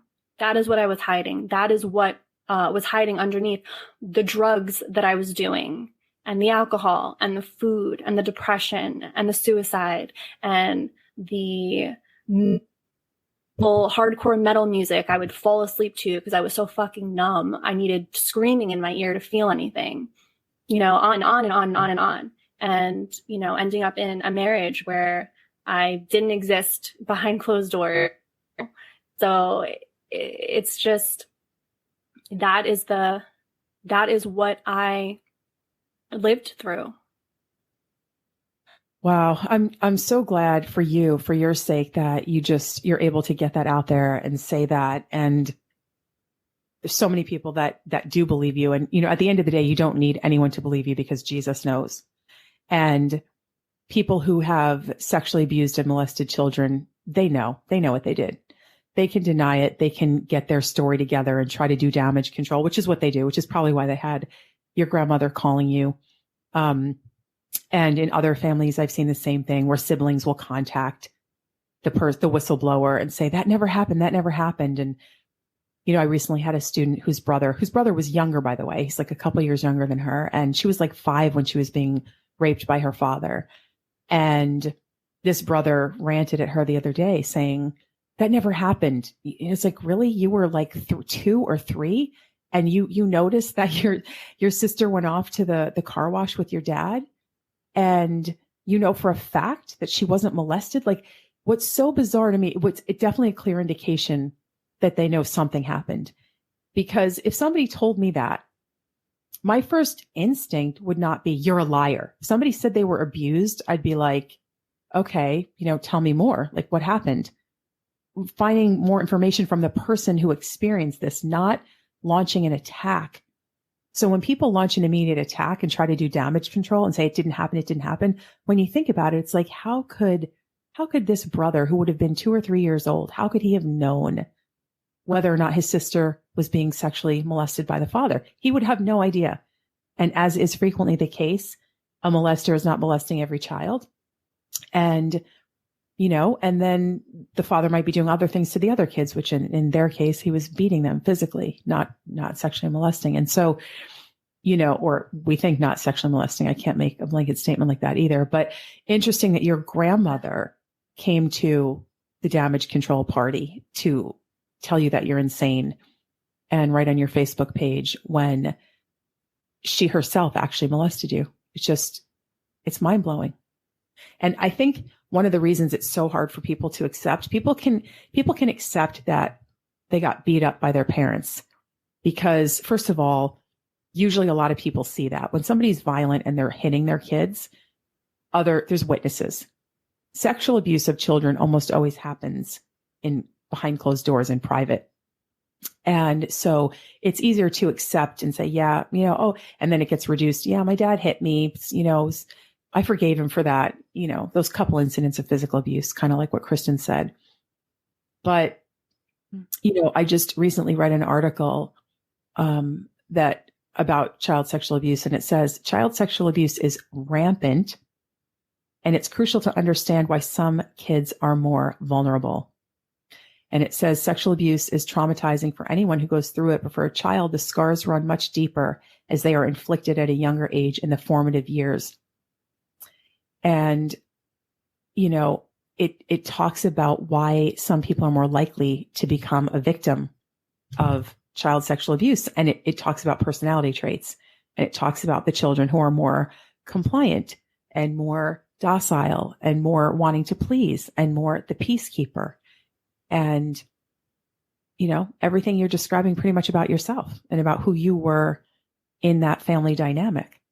And your sister was being physically abused, beat, and kicked out of the house, and had a very different experience, and is trying to put her experience overlapping yours to say that you somehow lived in the same household. And in reality, even though you might be living under the same roof, it's incredibly common that different children in a family have completely different experiences of life. Really, almost in a way, it's like they had different parents, because in dysfunctional, in dysfunctional family cults, they pick a favorite child. There's the smart kid. There's the the well-behaved kid. Then there's the outlier, or there's the mouthy kid, or the sarcastic kid, or the problem child. And, they have very clear definitions of who's who in a family cult. Everybody has a role they have to play. And there's a very defined hierarchy, and everybody in the family knows who's the favorite. And in a lot of these sexual abuse cases, the child who's sexually abused is the favorite. And that's how these abusers get away with it. And my sister resented that. And my sister wasn't even there. She's 9 years older than me. And I didn't know she was that much older. Wow. She's 9 years older, and she was out of the house by the time I was like 7 or 8. Like, she wasn't even there. So she didn't even see what I was experiencing, like the depression I was going through. She wasn't around. I maybe saw her once a year. Wow. Oh my God. I didn't even know that. She wasn't there. Yeah, she wasn't there. Like, we did not have a relationship until I was like older. And then I was able to kind of like, you know, try and keep up. But she wasn't around. She didn't see all that. She just knew that I was the one who was at home and got to have the Christmases and go on the vacations and get the material things, because that's what my parents used to cover up the abuse. That's what they got to use to make themselves look like great parents. Well, you know, we work hard, we go on these vacations, she's fed, she's clothed, she's got all this stuff. So we can go out all the time to do our motorcycle bullshit. And, you know, it's fine that we don't really have a relationship with her. We just make things look good, but we're not like sitting down having conversations. We're not treating her like she matters as a part of the family. You know, she's just, you know, a prop, basically, you know, and not a very good one, because I didn't like look particularly healthy. I was like the dressing like a rebel, you know, I didn't, you know, my grades weren't great. They dipped right after my fifth grade, when all the memory started surfacing and I went through the suicidal feelings. When I entered sixth grade, I was a mess and everything there, and nobody really cared. You know, I was just kind of like skating by with C's and D's and F's and a couple A's and B's. And, you know, I kind of, a teacher caught me and helped me reroute by the end so I could get into college. Thankfully, he cared. But nobody else did. Nobody else was catching it. And, you know, and then it was just kind of one toxic boyfriend after the other. But all the signs were there. And yeah, it was a lot of abuse. And it was really between like 6 to 8, you know, just these young ages. And then after that, you know, I guess everyone kind of backed off because I was getting older. Right. But, and then every single person that I mentioned, I could go and give examples, you know, of things. I'm going to use my grandma because she's a woman, because I know that that's rare. I'm going to say two things that were, you know, interesting, like signs. Is I remember when I was like, sixth grade, I was at a wedding, family wedding. And I had a cousin say something like, you know, Grandma song, my neck, my back, my pussy, and my crack. And she has a vibrator. And she like said this out in the open. I remember feeling really weird. And I know that's kind of a weird thing for any kid to hear, but I had like this weird feeling that kind of passed through me. I never forgot that. And then in my 20s, a few years ago, I was on her Facebook page, or something happened, or like I was on the Facebook feed and I saw this photo of a girl doing gymnastics, and her leotard was split open where you could see like her vagina. And I'm like, Grandma, this is on your Facebook feed. And Joe goes to me, you know, the only way that could be on her Facebook feed is if she clicked it. It was a virus. And, you know, it's one of those things where you have to click it to get it to like post on your Facebook. Anyway, he knew, basically. Oh, okay. He knew that and I remember feeling like really weird about that, because, you know, he was right. What he was saying was true. Like, the only way to get that to post onto your Facebook was if you had clicked on it. And I remember looking at that and feeling kind of this weird feeling coming over me. Like, why would she have disgusting. That? So yeah, so just things like that.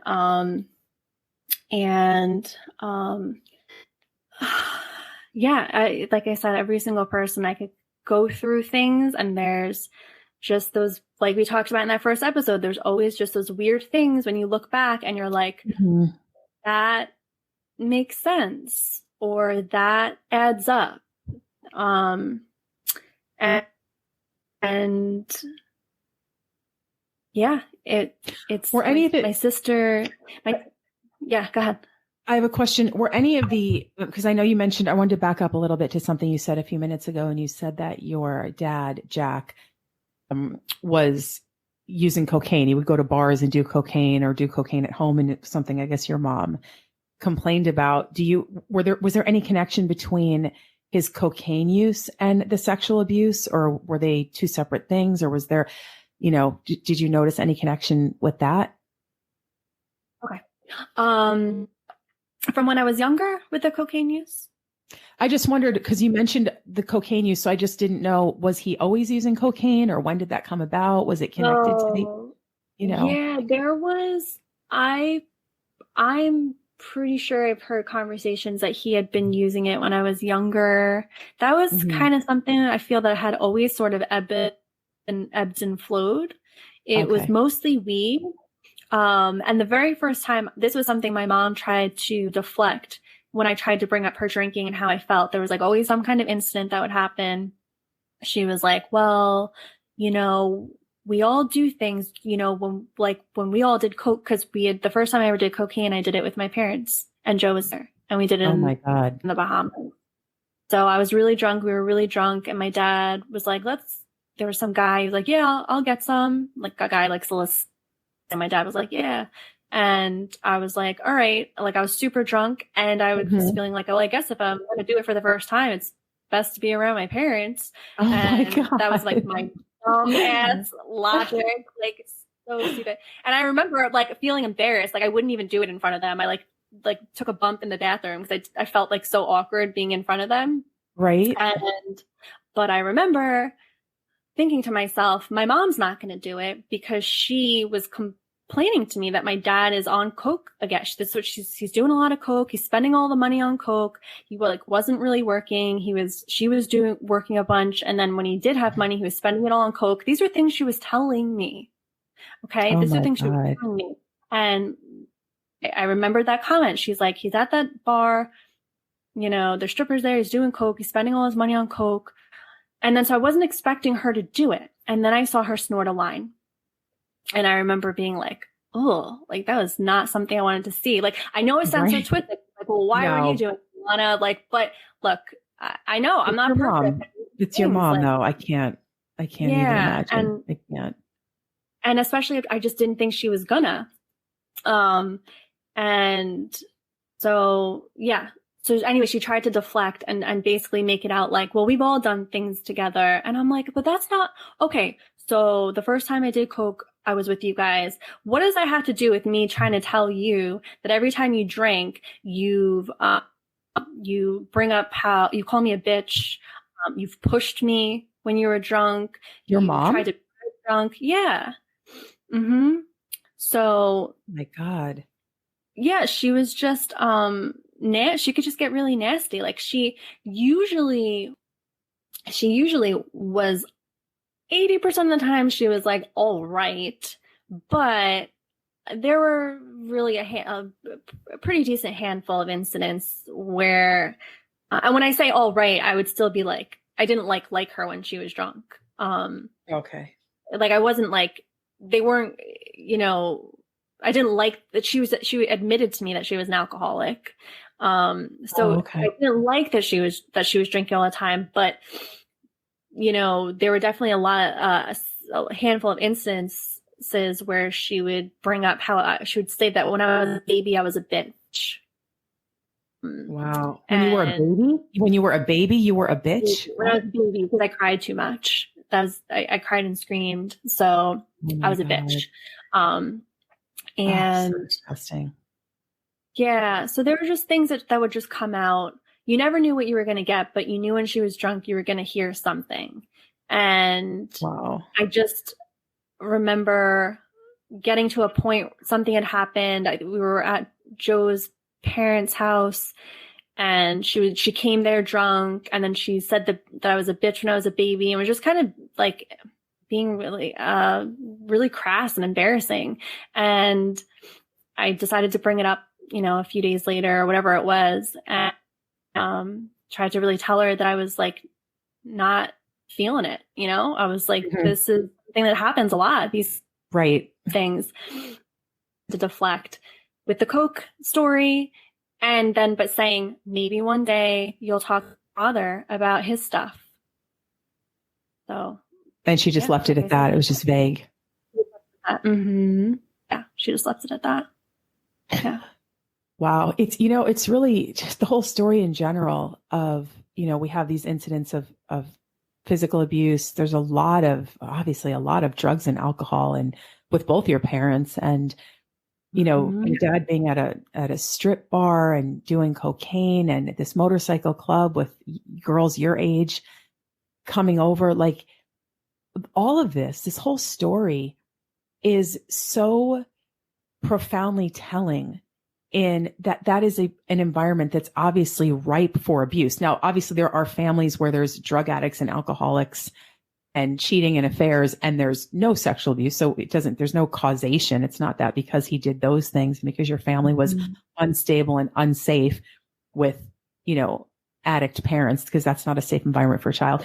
Just because of that doesn't mean that there's sexual abuse. But when you come forward and you say that Jack raped you, Jack molested you, your grandmother molested you, when you have these memories and you talk about these instances and these situations, and it's in that environment and you're not believed, that's what's so mind blowing, because the environment is ripe for that. It's ripe for all this toxicity, not to mention the fact that their response to that is, we're a great and loving family. And what your dad had said on Facebook, that him and your mom were these great loving parents, taking out the horrific sexual abuse that your father perpetrated on you, that you just shared with us.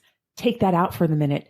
That childhood, that environment, your mother calling you a bitch as a baby and saying that you were difficult and you being ignored and your parents going away and leaving you with strangers and your parents going out and coming home late at night and you're home by yourself until 8 or 9 p.m. most nights. And one of the things you said was, I was on my own just about every weekend from when I was 14. I mean, 14? I can't even fathom leaving my kids alone for a weekend at 14. I was never left alone at 14. Like I just, and that's when they joined the motorcycle club and they were gone every Friday night, all day and night on Saturdays and most Sunday mornings and afternoons, leaving you alone so they could go on week-long trips together. It's like, but yet she's running a daycare during the week, making it look like she's like this great and loving mother. And that's not true. That's not real. So even without Kristin knowing that you were sexually abused, because how could she? 9 years older than you, she wasn't even there. She has no idea. She can't possibly say with any amount of validity. She can't even guess whether or not you were sexually abused or not, because she wasn't there. And even if she had been there, she wouldn't have been privy to the sexual abuse unless it was happening to her too. But the fact is, the actual fact, she wasn't there. She was moved out of the house. You saw her once a year. And fast forward to today, and she's in the cesspool known as Reddit telling people that you were not abused, when she has no idea who is saying you were abused. You are. You have memories. You remember it. And to combat that, they're saying they were this great and loving family, when all these other tangential circumstances of drug and alcohol addiction and abandoning you and leaving you to fend for yourself as a teenager, you going mute, you blasting, hardcore music to get yourself to go to sleep. All of these other things that you lived through that's not a great family. Like I know, I'm sure some of that is normalized, and I'm sure that there are some people who might listen to that and go, yeah, well, that's a lot of families. It may be a lot of families, but that's not a loving family. Those are not loving parents. Don't abandon their kids. Loving parents don't go away every weekend and leave their teenager alone. That's devastating. Like, who does that? People who don't really want to be around their kids do that. And Joe said that. He told me, I always knew your parents never wanted you. Wow. Joe said that? Joe said that. Joe said that to me when I was uncovering everything. He was like, I always knew based on, just things he's seen. He's like, they're always out. They're not present. I always knew that they never wanted you. And Didn't he also say he thought something happened to you sexually, or that he might have suspected? Yeah. He was saying it for a long. We had talked about it. I talked to him about the child on child stuff, like things that were, you know, he knew about things that were in my awareness, that I had these memories, that I had stuff that I felt ashamed about, and he felt that there was more. He was like, you know, you freak out whenever there's a movie with rape, like Beyond, like you get really like intense. And he said he told a friend of his, I think something happened to her. Oh, I think really? something happened to her. Yeah. So whoever you are, friend, I hope you're listening because, you know, he told somebody that he thought that you were sexually abused. That I was, that something had happened to me. Mm-hmm. Like, so yeah, we had conversations about things before I even started doing your work. Wow. So it was all there. Yeah. And it's, you know, and that's an interesting thing that you should say, because that's a common thing I've been hearing the last few weeks from so many students who have done this work. And they've said so much of this stuff came up before we even knew who you were, like marital problems, you know, if it's people going through divorce, or, you know, a student who found out that had suspected her ex-husband molesting their daughter. And it was so bad that she had taken photos of it, and way before she even knew I existed, you know? So, you know, that's something that I think gets completely left out of the discussion, out of the conversation, is that, you know, here's Joe years before you guys even knew who I was, telling a friend of his that he suspected that something happened to you, that you were abused in some way. And your reaction to rape. I mean, nobody likes seeing that. You know, it's horrible seeing things like that in a movie, but, you know, healthy people that haven't been abused don't have an extreme reaction to that. There's signs. There's always signs there. You can read about them. You can research them. There's so many signs and feelings in your body, and feelings of discomfort around certain people. And your body knows, because your body retains everything, and the memory is there in your brain too, but sometimes it's coming in fragments, and it's not until you start to feel safe enough to go into your childhood, because most people do what Kristin did. Like, okay, it's the past. I'm just going to forgive them on a drunken conversation and move on, instead of, no, we're going to lift up the carpet, rip it up, and we're going to see what's underneath it. A lot of people are scared to do that. You know, and imagine if I imagine what it would feel like for her if every time she was saying something to me about how horrible they were to her, I was like, no, that can't be, because they're so good to me, you know, even though they weren't. But if I was, or let's just say I was like, no, that can't be, you know, like it was your fault. You got pregnant and it wasn't her fault, you know, right? That's right. Was, you know, that's not her fault. That was for she my was a kid.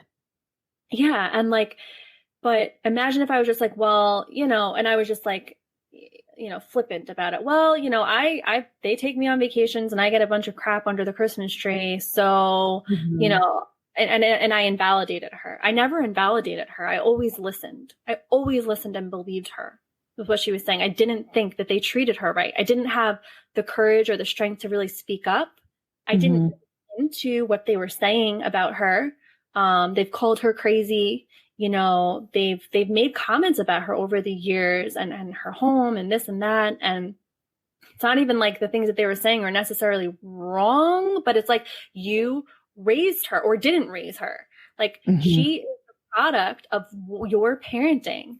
You kicked her out. Like you wouldn't let her come home. And like, I had it in me. Like I felt all these things, and I really felt for her, and I felt it was all fucked up, and I listened to her. And then now when it comes to me, she can't possibly, she doesn't want to face that I could have had it bad too, and that my life can get better. Like she already thinks that my life was so much better when I was younger. Like how dare I go make it even better now? Right. You know? Right. How dare I deserve to be even happier than she thinks that I was?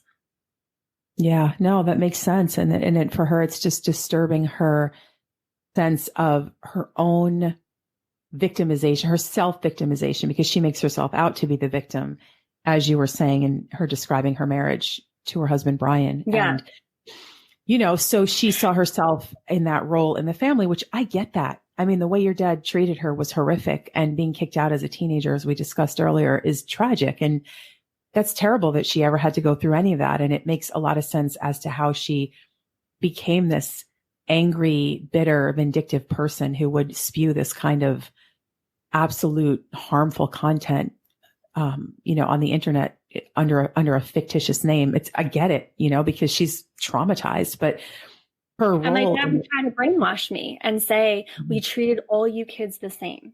These are things that he would say. He said it the last time I saw him. It was like the last Christmas, 2020. He would try, and I didn't believe him. Oh, this was something he said. He was saying something to me like, "Oh, you were such a happy child." Just the way he said it was so corny. And I looked at my mom, and we both smirked at each other. And I remember thinking, it's so interesting that we both looked at each other and smirked. Because you already knew you weren't a happy child. No. And that's something else I wanted to just kind of briefly touch on too, is that, and for everybody who's been through this, not very few people are all bad, right? So if you had child sexual abuse and you were neglected and abandoned on weekends, your dad took you to the mall to get you a Furby. Like, there's things you did that were fun. And I think what people tend to stick themselves into the duality belief that things are either all good or all bad. And that if you were sexually abused, then everything had to be horrific. And since it wasn't, you must be lying, because, we know your dad did great things, or people in the motorcycle club thought very highly of him. And which, again, not uncommon. People that are out there right now raping children are very well respected and esteemed in their profession, in their job. Some of them are, politicians. Some of them are teachers. Some of them are surgeons. All different walks of life, people are sexually abusing children. And so people want to say, well, we would know if Jack was a child molester. No, you wouldn't know, because people that molest children don't go around advertising it. And that just makes people comfortable. It's like, we think we would recognize if somebody's a child molester. And in most cases, you can't recognize it. And in most cases, it's somebody in the family. And I think with Kristin, her self-imposed role was that of a victim because of how poorly she was treated. And she saw you as the favorite one because you're the biological daughter of Jack, and you, in her mind, were treated better. And, from what you just shared today, I think in some ways you were treated better. Obviously you weren't treated good because you were sexually abused, but you were, in her eyes, you got more stuff. You seemed to be cared for more. They kicked her out of the house, and your mom used the fact that there can't be a baby because that would somehow be unfair to you. So you got used as like a reason why they kicked her out of the house. That had to really devastate Kristin, that in some level, that somewhere deep down, there's a high likelihood that she resents you for that, even though it wasn't true. You had nothing to do with that, right? She told me the last time I saw her, that was the biggest, that I was time to, I felt it in my body. This was the second time she had said something like this to me, but she was really like, I could see it was like this fucking force came over her. She was just like, you were just so spoiled and so privileged growing up. What I would have gave for all the things you had. And I just knew in that moment I was fucking done. I was like, I can't. Oh my God. I was like, this is it. Like, my body is on fire right now. How dare you? You don't even know. And at that point, I didn't fully know, but I just knew, like, who the fuck are you? That was what I felt at that moment. Like, you call me spoiled and privileged. You don't even know what I felt. Like, I didn't know fully why I had felt all those things, but all I could feel in that moment was like, you weren't around. You don't know how I felt in that house, being alone in that house. Mm-hmm. So. Yeah, she's just making assumptions because her experience was also awful. It was just different awful, right? It was just different awful. It was just different awful. And then I also just want to make sure, just to make sure I touch on this is that, because we were talking about how my father looked in the eyes of people. And then it made it even more difficult because my mom was like the wing woman for everything. And she had a daycare. And so she's beloved by the community, and all of these mothers, that she cared for all these children. And I'm not saying that she didn't do, a service to her community. And I'm not saying she didn't do some basic things that were like, kept me going, like made sure I got to school, got me fed, she made Christmas nice. She did those things that, some kids wish they had in a mother, but she didn't do some core things, which was to protect me and to really fully nurture me, and it's going to be hard to believe that she knew about these things and didn't want to have to go there and do anything about it. She didn't want to have to get divorced again. She didn't want to have to go through go through all that, she didn't want to deal with it. And it was easier to turn a blind eye going with her business and her life. And maybe if we just buy enough stuff and make life look good enough, and I try to make my marriage work well enough, it'll all go away. It'll all be fine. But no, it was, regardless of how things looked on the outside and regardless of how my mother's business and the way my father made things look, I was not a happy child, and I was abused. I was emotionally neglected. It all happened. I lived in that house. I had those experiences. So anybody who's blindly defending them, how can you, how do you do that? How do you just say that I'm lying? Like, if you didn't live there, you're not me. It's easier to say that, especially in our society. It's easier to say that, I've seen women that were abused by their partners, by their husbands, and people say, oh, he would never. How come you never reported it? Why didn't you ever tell anyone? There's all these things that people are so quick to judge and so quick to invalidate a victim, especially when it comes to child sexual abuse. And I want to share a couple of statistics and then ask you if there's anything else you wanted to cover. But in this compilation of statistics from an organization called Darkness to Light, Child Sexual Abuse Statistics, the magnitude of the problem, and it says fact, child sexual abuse is far more prevalent than most people realize. It is likely the most prevalent health problem children face with the most serious array of consequences. About 1 in 10 children will be sexually abused before their 18th birthday, and that's among children who are reported. So 1 in 10, I don't think people think of 10 people one of them was sexually abused. I don't think that on a planet with 8 billion people, anyone comprehends what that means. And when you look at your church, if you sit in a church and you look at your pew, and in your pew is 20 people, 2 of them were sexually abused. And in the row in front of you, 2 of them were sexually abused. That's only the people who are reported. You're not reported. You're not part of that statistic. No one asked you to fill out a survey. You weren't reporting it as a child. So the 1 in 10, which is a massive number, by the way, that is a massive number. That means in an average 3rd grade classroom where there's 20 kids, 2 of them are actively being sexually abused. And that's only the ones who are being reported, because you can't compile statistics on things that don't get reported. And I mean, I know, obviously, people I know that have been sexually abused never reported it. So there's a ton of people who it was never reported. And then, that just makes the statistics even more damaging. But it goes on to say 1 in 7 girls will be sexually abused before they turn 18. So it differs between boys and girls. Both are abused, but it's more common in girls. This year alone, there will be about 500,000 babies born in the United States, just in America, 500,000 that will be sexually abused. Babies. Now, somebody out there, please send information and let me know how you could possibly know if a baby is being sexually abused. No one would know that unless someone witnessed it. And infant sexual abuse is on the rise.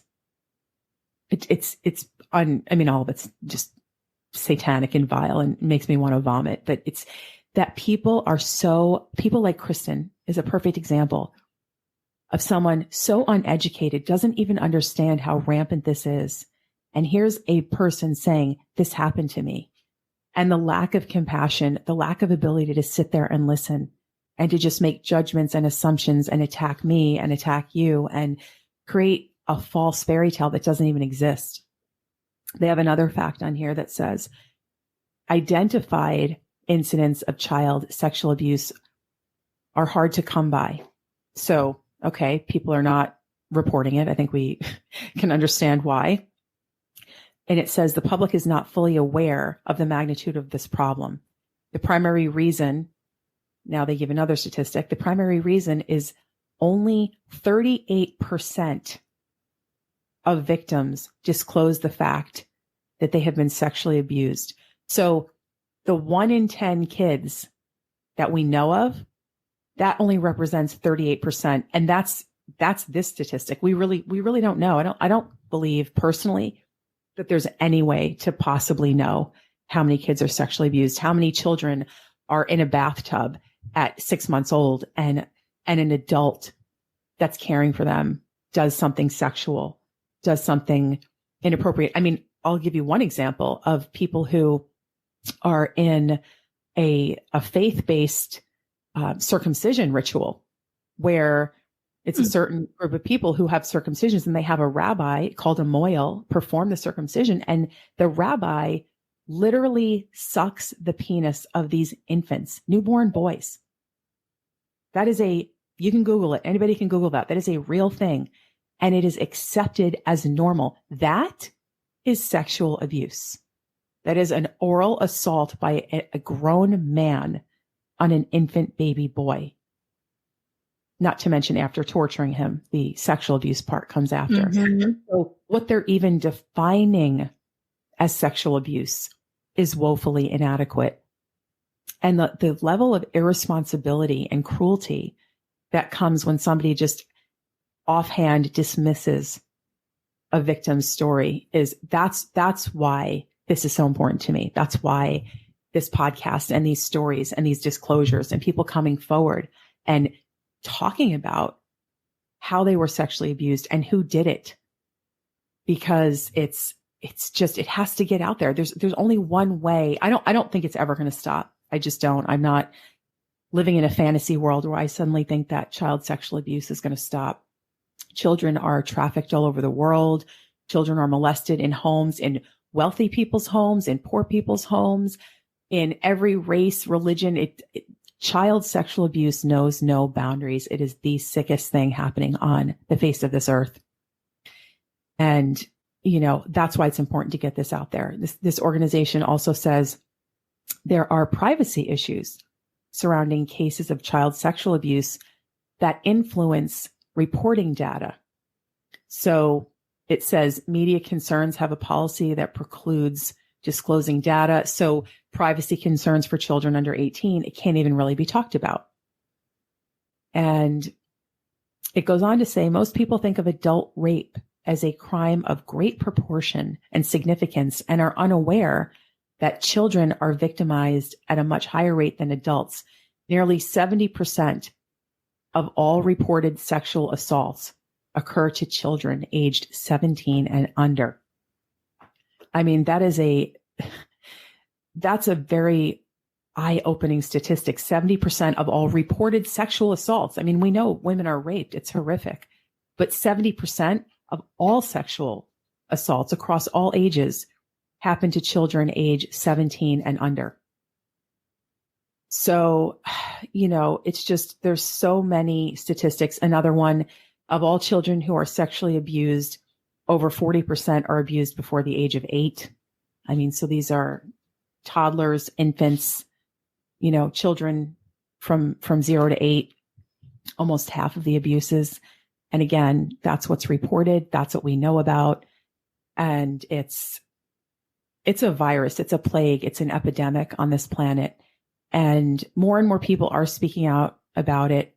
There's some very high profile cases in the media. And, my only hope and prayer is that what we're doing here in sharing and talking and providing a space for honest disclosure and going through and unpacking the generalized dismissive nature that family members take when someone discloses sexual abuse and go to enormous lengths to distract and create a story that people disclosing abuse are somehow being brainwashed or they're in a cult. That's really the key, I think, to uncovering all of this, is that they go to such an extreme to divert from what's really happening. And instead of listening to your story and all these other people's stories, they are going to the length of, connecting with criminals, known felony kidnappers, to try to convince people that it's because you're in a cult that you're talking about your childhood like this. That to me is the elephant in the room. It's like the mountain these people are willing to build to try to block the view of what really happened, and going to all kinds of avenues to shut you up, to keep you silent, and to get people to disbelieve what you're saying. And, that's not what's happening. Everybody's talking. People are coming out. People are sharing more and more stories, and not just about sexual abuse, just about child abuse and, things that are not loving families and reasons why people are disconnecting from abusive and toxic family members. And it's all coming out. And, I am very grateful that you're willing to do this, because as what happened before, when you came on the podcast a few episodes ago, so many people messaged me and said, Liana, she came on there and I feel like I can do this. I don't know if I'm ready yet, but I know I can do this. Like, she's paving the way. She's showing me that it's possible that I can talk about this as well. And ever since that episode, more and more people have sent me information and talked about their abuse and have asked me to put it on the exposingfamilycults.com website. And so I'm grateful to you for the courage, and especially the courage in the face of, number one, being disbelieved by your family members. Number two, being blasted and defamed by your own sister on Reddit. And also having to recently flee your home and your job because of threatening situations and things that have put your entire life in danger. And yet here you are, brave and courageous and willing to put yourself in that position, despite what's been going on and despite what has happened to you, and having to heal from a divorce and having to heal from disconnecting from a family. And I think that's just one more thing I want to say before we finish, is that it's brutal when people have to cut a family out. It's never someone's go-to. Every single person I've ever talked to who has cut a family member out, even people I don't know. I've had so many people come to me on Instagram and say, oh, I just found your page and I see your people talking about cutting family members out. And I did that 9 years ago. And my ex-husband molested my daughter. I mean, all these people are coming to my page who are not my students. They may become at some point, but they've already had these experiences and they've cut family members out. And a lot of the people on the narcissist pages have cut family out. There's just so much of that going on too. And the common theme among all people that cut family out, like permanently cut them out of your life, is that it's devastating. They're happier without them. They're definitely like, yeah, 100% it was the right decision, because these people were not healthy for my well-being. And I was in a very self-destructive, self-loathing state. I was depressed. I was suicidal. I don't want to be around them anymore. So yes, we made the right decision, but it was gut-wrenching to make that decision and to know that, you were ending permanently your relationship with these people that for 30, 40, whatever, how many years you viewed as your family, and the difficulty in that and how hard that is and how devastating that can be. That seems to be overlooked. And the way these deniers, the people who deny your truth, the way they talk about it is as if that's not even a thing. Like you're just some cruel, callous person who's been brainwashed by a cult leader, and You just want to go out there in the world accusing your family of these heinous crimes and cutting them off. When I guarantee that anybody, including you, would say, if I could have this not have happened, I would prefer to have at least some relationship with my family than none. If it hadn't been as abusive as it was, I would rather have them in my life than out, because I've heard that from so many people. Yeah. So, I know you've healed a lot, and there's more healing to go as you continue on in your life and you expand and you figure out what direction Jesus is leading you in to be someone who is a way shower on this planet. And I know just in this podcast, you will have changed lives, because people will hear this and feel like it's safe and it's okay to talk about their story. So I want to thank you for that. And I don't know if there's anything else you wanted to add in closing before we wrap it up here. Yeah.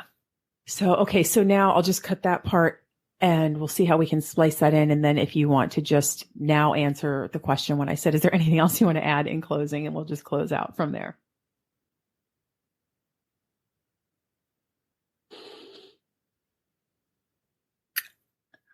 Something that came to me when we were recording this episode is, for anybody who's listening from my past who wants to say that they don't believe me or is invalidating me, is if anything happens or has happened to your child, to your children, how do you think they're going to feel safe to come to you now and talk to you? Because you're basically saying that you don't believe victims of abuse. You're making jokes online.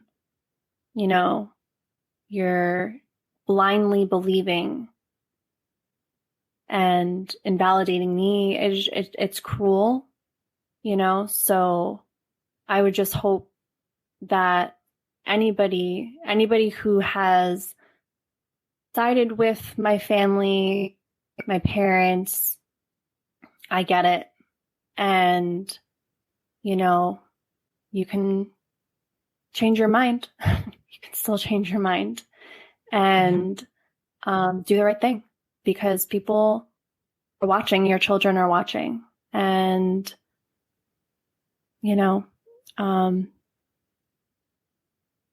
there is no way in hell I would go through what I've gone through and be on this podcast doing this for fun, just making up stories. That's not me. No, it's not anybody, and it's certainly not serving me any good to be listening to story after story of some of the most horrific things I've ever heard, and having to spend time and the energy of that. And when I could just be focused on my business and growing my business and selling my programs and recording illuminations. Being with your kids. Being with my family. Being with your kids who actually want to be around you and you want to be around them. Yes, absolutely. Absolutely. And to put so much time and effort into exposing this and bringing light to this has certainly not done anything for my business. It's certainly taken a lot of time and actually cost me money to create the Exposing Family Cults website, and just time and energy and being the target of the slander smear campaign. But it's what matters. It's what's important. It's absolutely needs to be out there. And so I'm fulfilling that role and providing the platform, and so many more people are coming to the microphone to talk about it, thanks to you for paving the way. So thank you so much again, Malana, for everything. And I know that you're going to continue healing and building an amazing and incredible life for yourself. So thank you so much for being here. You're very welcome. Thank you for having me again. You can follow me at Liana Shanti on Instagram and Twitter. I'm also on YouTube now, Liana Shanti. My website is lianashanti.com, where you'll find all my programs, my free offerings, and my blog. And you can also go to illuminationsforecast.com if you'd like to subscribe to my weekly forecast message, which is everything from prayers and meditations, energy clearings, information on what's happening on the planets in the sky, a dash of quantum physics, lots of humor, lots of stories, and a frequent backyard rooster. So until next time, beautiful people, aloha.